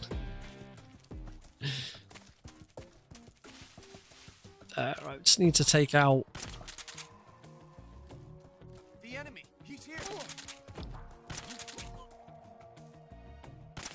Oh, Eva's right behind me.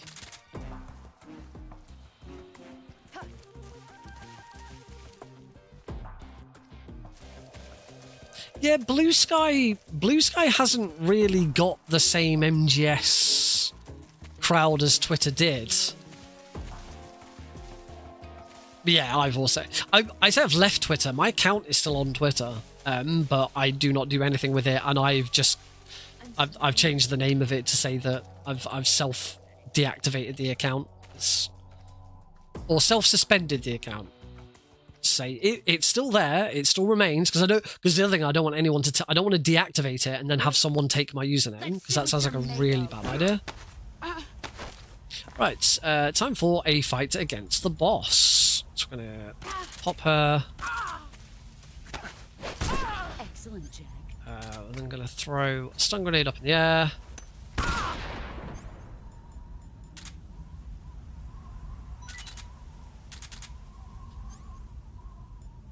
You've gotten stronger. Oh, shouldn't have grabbed her from the front, should I? All these years and still nothing.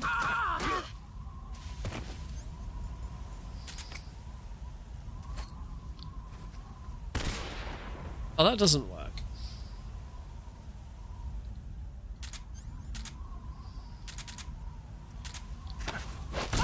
You're better than I remember.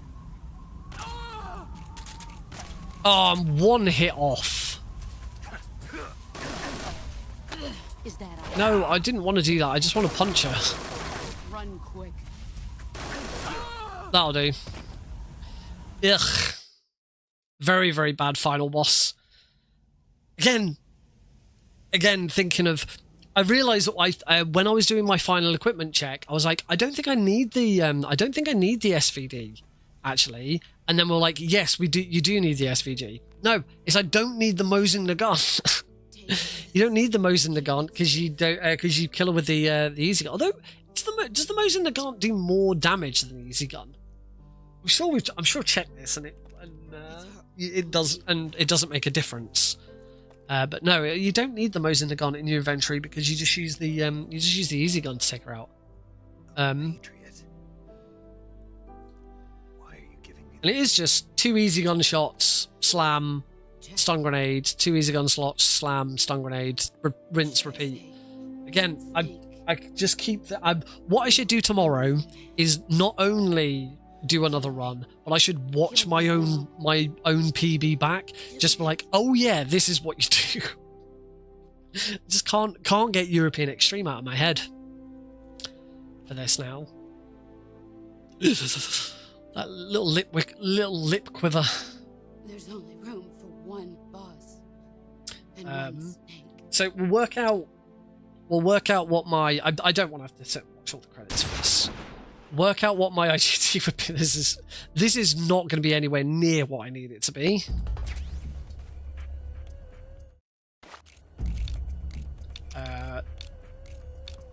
So once this is over, we will have a... Right, 10.5 minutes from now, 103... so 103, 113... 113.30. Let's call it 1 hour, 13 minutes and 30 seconds on the 113.30 on the on the RTA. So if we compare that, once again, compare that with the trilogy run, where my RTA was 110.33. So 3 minutes behind my RTA. However, I am 6 minutes, double that, behind my PB. So there is a potential 3-minute time save if I can get anywhere close to my PB again. So another practice run, and as I say, maybe rewatching my old run just so that I know what I'm doing with very easy difficulty again. And maybe we'll be... Remember, it took me 3 attempts to do the boss. It took me 3 attempts to do the end because I decided I practiced it and with only throwing 1, and it was like, no, we need to throw 2. So there is automatically, like, I'm pretty sure that didn't that put me 3 minutes behind?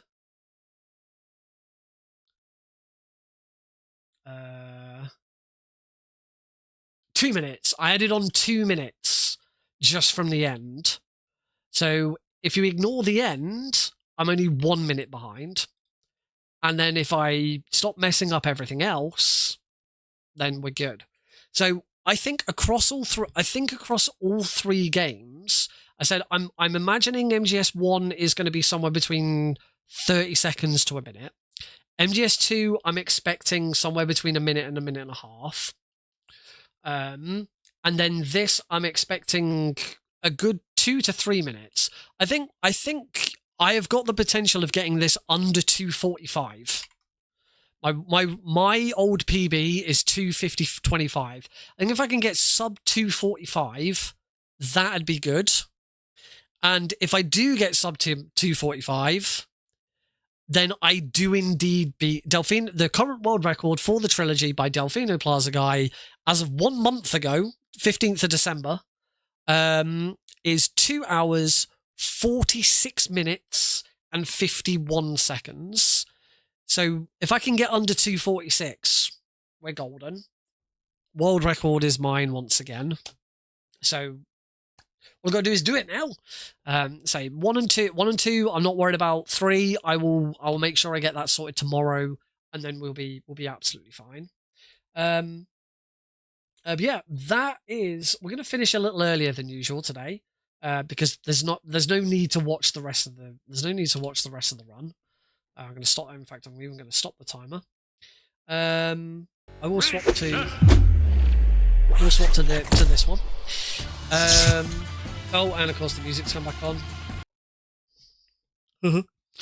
But yeah, thank you all very much for watching. And just a reminder, if you want to see the trilogy, the full trilogy, all 3 games back to back, I'm doing it this Thursday from 8 PM GMT, 3 PM ET, over at twitch.tv / Albion Speedrun. I'm going to post that into the channel now. There we go. So yes, so regular viewers, my usual Thursday stream will not be taking place on my normal Twitch channel or on my YouTube channel. Both of those channels will not have anything on this Thursday. The only place you will be able to find me this Thursday is on the Albion Speedrun Collective Twitch channel, because we're trying to get it to affiliate before our first event. To be honest, as far as the numbers are concerned, we're done. It's just we need to have... you need to stream on 3 different days So we're doing 4, so we'll be covered. But also, it's good to try and get more followers and get more numbers and stuff like that. So, and thank you for the follow. So yeah, make sure you check that run out. If you are following the channel, Drakadan will be on tomorrow with some assorted speedruns, which I believe will include Sonic Adventure 2. So yeah, check that out. Yeah, hopefully we get the world record on Thursday. Hopefully we get affiliate, and then we'll see what's next. Because after that, I'm done again for a little bit. I have got another marathon coming up, which is I believe the last weekend. I think it's the last weekend of February. Yes, it is, because the Sunday is it's Friday the 27th of February through to Sunday the 1st of March. The final day is the 1st of March. It is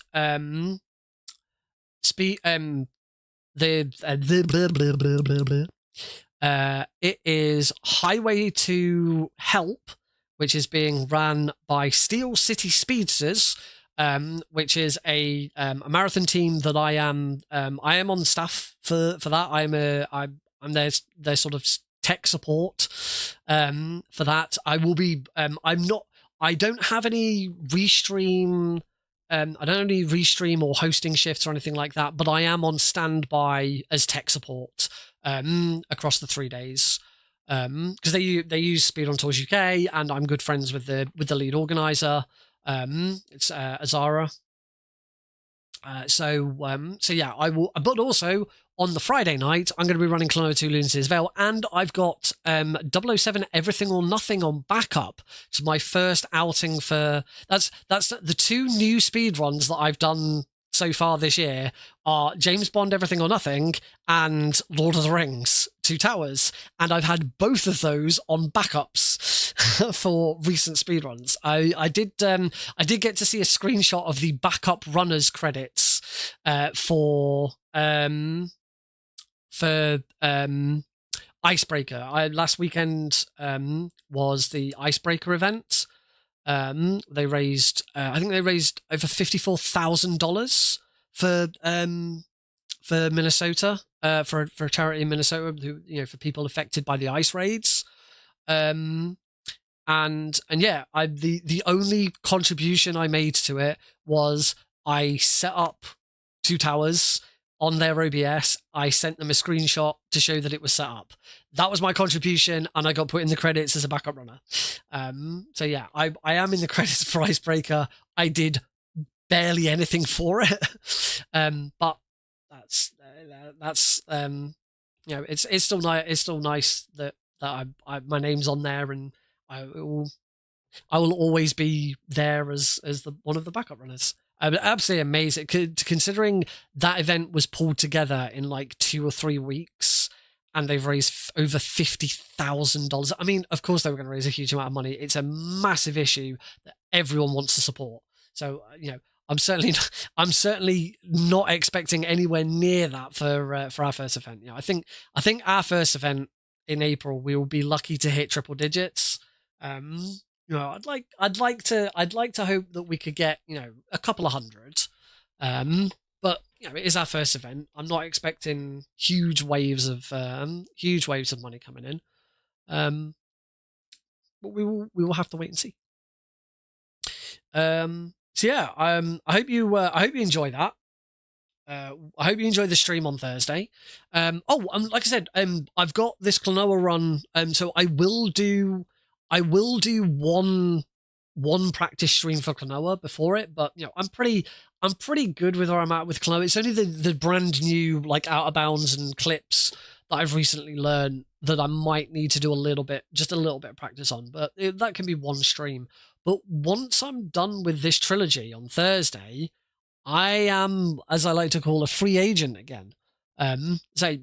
Because it's just this one Klonoa run that I've got. That's not to say I haven't submitted anything to anything else yet. I do still have, I think on Angus, I have 1 I have one other marathon submission or two. I submitted 2 Towers and Everything or Nothing to Insta Speedathon, which is InstaSim is one of Albion Speedrun Collective's restream leads. He is also the head of Insta Speedathon, which is another cool event. That one's online. I actually went to the one live one that he did in a couple of years ago in Wrexham. It's a nice little event, quite small, but it was good to see. It's always good to see live stuff happening in the UK, so I absolutely wanted to. So yeah, I've submitted Everything or Nothing and Lord of the Rings to that. I don't think I submitted Klonoa to that one. Let me have a look at my profile and see if there's any other.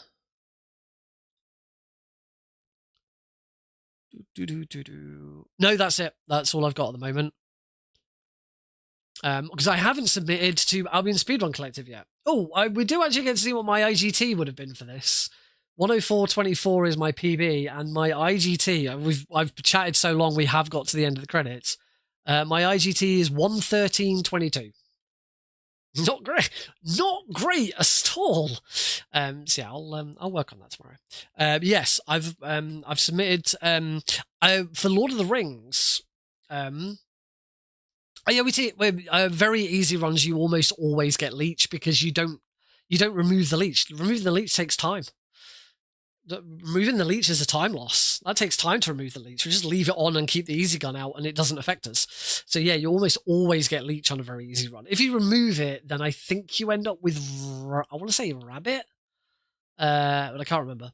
But for Insta Speedathon, I've actually updated my submission. Originally, I'd only submitted Aragorn for 2 Towers. I've now updated it to also include Legolas. I feel strongly enough my Legolas run would be good enough, which opens up a bid war between Aragorn and Legolas. I will not be extending that bid war to Gimli anytime soon, but I do need to work on Gimli because I'd like to submit 2 Towers as a run for SGDQ this year. And if I can get Aragorn, Legolas, and Gimli all up to snuff and offer 2 Towers with a bid incentive to pick the character, I think that has no axe. I think that actually, for a remote run, I think that actually has a good chance. I think that has a better chance of some of the other things I've submitted in the past. I've always said that I think remote runs are almost always going to be under an hour, and my estimate for those 2 at the moment is an hour. I'd still like to.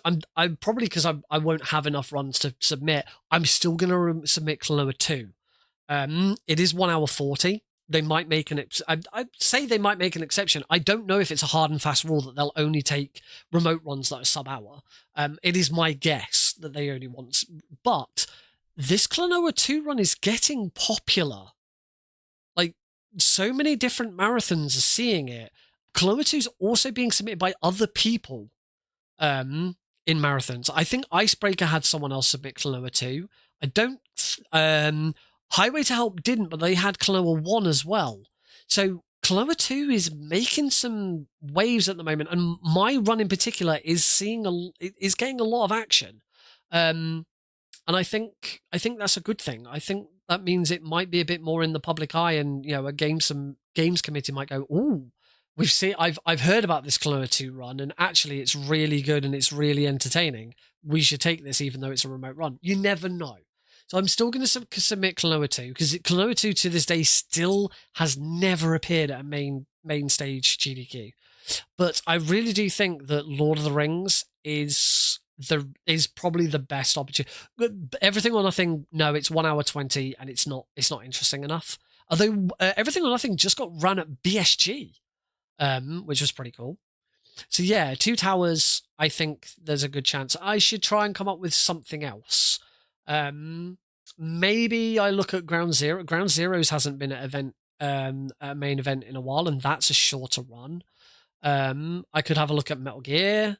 I don't think Unmetal. I think I'm done. I think I'm finally done with Unmetal. I don't think I want to. I don't think I want to go back to Unmetal now. I'm done. I've finished my time with Unmetal. So yeah, there's a few. I think some of those are pretty good options. We could, and I say, looking at some of the shorter runs again. But I say because once I've finished on Thursday, I'm pretty much done with everything that I need to. I've not got anything that I have to do for a little while. Maybe it's finally time to start learning something new.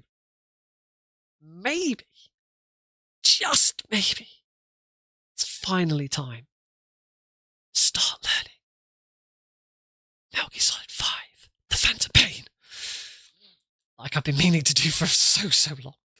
It is the 10th. We are currently in the 10th year of Metal Gear Solid 5 Phantom Pain. 1st of September 2015 was the release dates. And already this year, within Phantom Pain's 10th year, I have 100% completed Phantom Pain for the first time ever. I started playing it in October on my Xbox when I was ill. I started playing it in October on my Xbox when I was ill. I took my Xbox into my bedroom so I could just play something. I ended up downloading Phantom Pain and started a new run of it, and I kept playing. And in January, it was a few days after New Year, I finally got 100% in Phantom Pain. It took me 132 hours, I think it was. Where was I when TPP dropped? 2015. I was I living in Hemel Hempstead at that time, or was I still in Rugby? I'm pretty sure I was living in Hemel Hempstead. I wasn't living in this house. Pretty sure I was in my my flat in Hemel Hempstead. 2015. Is it just? Yeah, because I lived in that flat for 7 years, moved out of it in 2022. So actually, no, I might have been. Oh, I might have been in my original Hemel Hempstead flat. So I was, as I say, I moved into that flat in the October, and I lived there for 7 years. And the game was released in September. So it might have been that 2015. I'm pretty sure I moved in. Yeah, I can't remember. But not here. I was probably living in Hemel Hempstead at the time. Phantom Pain also holds a special place in my heart because the 1st of September is its release date. The 1st of September is also my birthday. So yes, it's the only Metal Gear game that was released on my birthday. So yes, it celebrated 10 years last year when I turned 36.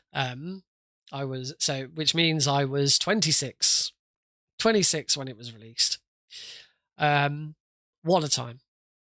Yeah. I think now it's been long enough since that 100% run where I'm now not sick to death of it, but it's still, a lot of it is still fresh in my mind as to what I was doing. So I think now is a really, really good time to learn it. As far as learning anything else goes, I'd still like to learn some non-Metal Gear stuff. At the moment, I'm kind of holding off to see what happens with Speedrun. I'd like to take part in Speedrun again this year. Took part in Speedrun last year. Ended up running Jade Cocoon, Legend of the Tamamayu, MGS 4 Touch. Is it even is it actually possible to get hold of it? Because it's one Metal Gear game that I've never played. If there is a way of playing Metal Gear Touch on my phone now, I'd love to give it a go just to try it. On my phone right now, I've started a casual run of Return of the King, because I'm enjoying Lord of the Rings, so I want to play Return of the King now, because I never finished. I've got Return of the King on my PS2 and I never finished it, so I'm playing the GameCube of that on there. I did learn that there's a PC version of Return of the King, which I didn't know. But I'm not sure if I'm going to want to speedrun that. We'll see. I also last night started playing War in the North and forgot that it's not that good. I might play a little bit more. So yeah, Speedrun. I'm keeping an eye out for Speedrun. I'd like to take part in that again, because there's a really good opportunity to learn something. You keep mentioning Hobbit. I really should give that a go. Once I've finished Return of the King, I'll probably do a casual playthrough of Hobbit. But yeah, I think the very next game it's actually been a very long time since I learned a new Metal Gear game. I'm pretty sure we looked at it, and the last new Metal Gear game I learned was Survive. If you don't include Delta. If you include Delta, the last new Metal Gear game I learned was Delta, but we don't really include Delta because it's just Metal Gear Solid 3 again, and it wasn't that difficult to learn because so much of it is just Metal Gear Solid 3 again. It really didn't make a lot of difference. So don't really. And I'm pretty sure we looked at this the other week, and I determined that the last new Metal Gear game I learned, because before that I learned Ghost Babel, I learned Metal Gear and Metal Gear 2, but I learned all of those before I learned Survive. Because I think, if I recall, I looked back through. I think I just looked back through my probably my YouTube history. One day I will go back to Ghost Babel and try and do better at it. I only ever finished one run of it and then submitted it to the leaderboard, and that was it. Ghost Babel is really difficult as a speed run. It's not the game itself. The game itself is quite difficult, but it's more that it's just a maze. There's so much there. But the speed run itself, because of some of the tricks that you do, there's like the electric floor skips. It's quite a difficult speedrun. It's probably out of all the Metal Gear games that I've learned so far, Ghost Babel is definitely the most difficult speedrun I've learned.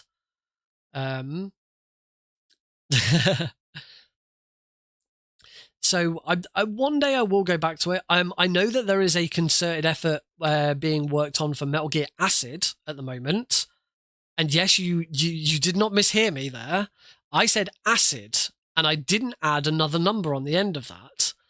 I'm on my YouTube subscriptions at the moment, so it should come up in a minute. Because I said I'd help out with the auto splitter. House Test has been trying to write an auto splitter for Acid, but everything he's doing is just coming back with zeros in memory. So since I've been looking at some auto splitter stuff lately, I said I'd have a look. I just haven't had a chance yet.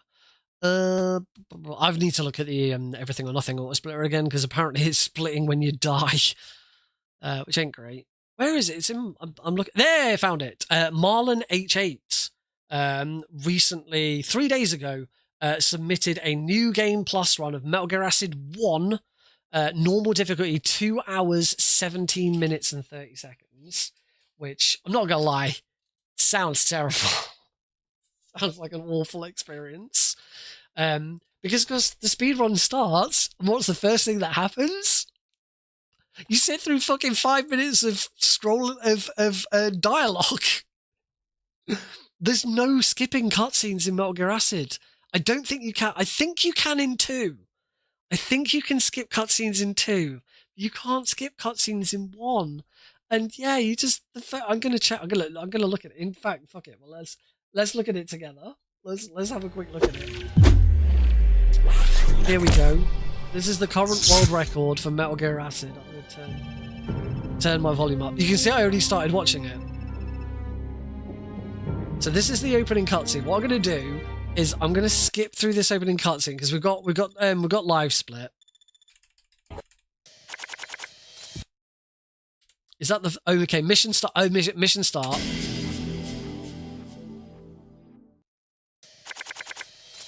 Okay, 1.5 minutes. It takes 1.5 minutes to get to your first game input, and then of course this is so slow. And then you're straight in. Like the tutorial is really slow. In fact, you can see it here. The split for Forest is 4 minutes and 45 seconds, which is all cutscenes and this really, really slow tutorial. You start the game with 4.5 minutes of doing fuck all. This is Metal Gear Acid. This is the current world record by Marlon H8 as of 3 days ago. Yeah, you spend the first nearly 5 minutes doing absolutely fuck all. In fact, actually, as soon as you finish that mission, you're then into opening titles, more dialogue. I would say this is actually where gameplay properly starts. You're actually into a proper mission doing stuff. You don't get into the first non-tutorial mission and start playing until 5.5 minutes in. That sounds so bad. Oh my god. I have always said that I would like to do a Metal Gear Acid 2 speedrun at some point. I have then always stipulated that with I will never do a Metal Gear Acid 1 speedrun. Acid 1 is just so I actually recently I say recently, last year I did a fresh playthrough of Acid 1. Because I hadn't played Acid 1 in years. Because the biggest problem with Acid 1 is the moment you play Acid 2, you never want to go back to 1 because 1 is so slow in compared to 2. I would absolutely love a Metal Gear Acid 3. I think a Metal Gear Acid 3 you release it on mobile. You could release it on Switch. I mean, it'd be great on Switch. Great on Switch 2. You could release it on anything, but the Switch and mobile would have the advantage of being touchscreen. I think those would be fantastic. But knowing everything that happened beforehand and the advancement, because when did Acid 2 come out? How long has it been since Acid 2? I mean, you've only got to look at the card game genre.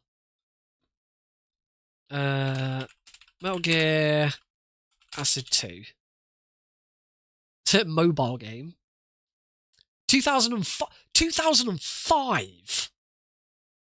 2005. Metal Gear Acid 2 is 20 years old. 20 years old. Can you believe Acid 2's 20? Jesus Christ. It's been 20 years since Acid 2. I'm so fucking old. 20 years. Oh my god. Fuck. This screenshot's 20 years old. But consider the advancements in gaming in general in 20 years, but also in the card game genre in 20 years. Like, nowadays, if you can make Acid 3, I think would be fantastic because everything would be updated. All of the everything would work a lot more fluid and quicker. I think the big advantage of 2 compared to 1 is everything. You can just do so much more quicker. A general movement is so much better in Acid 2. Like in Acid 1, you had to, when you ended your turn, you could choose to then crawl. Whereas in Acid 2, you could just crawl in the middle of your movement. It flows a lot better. It's like in Acid 1, if you wanted to open a security door, you had to end your turn by standing in front of it, and then the door would open, or end your movement action in front of the door, and then the door would open. You could then spend your second action. No, because you only had one movement action per turn. You could move. I think you could you had two movement. You had two actions. And either of them could be a movement action. So yeah, you could use one movement action to run and stop in front of a door, and then when you end your action, the door would open, and then you could use your second movement action to run through the door. In Acid 2, if you stand in front of a door during your movement action, the door will open, and you can continue through the door in the same movement action.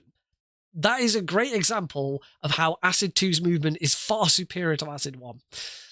Acid 2, like I say, this world record for Acid 1 is 2:17:30. I do believe Acid 2 is, see, plywood. Here we go. RNG manip. Oh, Plywood's got an RNG manipulation run of Acid 2 that was 36 minutes 19.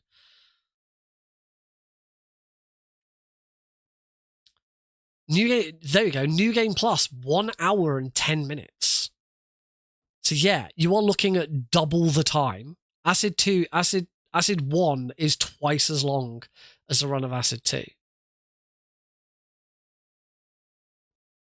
So new game, you're looking at 2 hours and 22 minutes. New game plus, even Copper Tank did it on normal for an hour and a half. So yeah, it's like I really, really would not want to do Acid 1. One day I would like to do a run of Acid 2.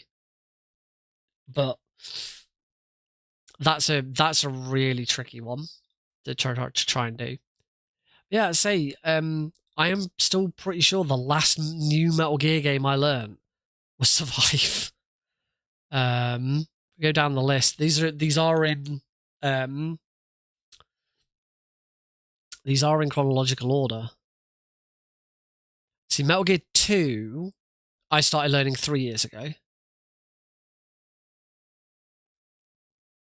Metal Gear, I started learning 4 years ago. Metal Gear Survive, I started learning 3 years ago. Because I did it and then finished. November 2022. October 2022. So I learned Metal Gear 2 before it, yeah. Literally the best game ever made. What? Metal Gear Survive. Metal Gear Survive is a lot of fun, but like new game is a fucking slog. New game is awful. Have I misspoke? Which game? Oh, Metal Gear 2 Solid Snake. I think Metal Gear 2 Solid Snake is an extremely impressive game for its time, and it does still hold up. There's a few places where it falls down. I don't actually like the speedrun that much because it's just very long and there's a lot of backtracking.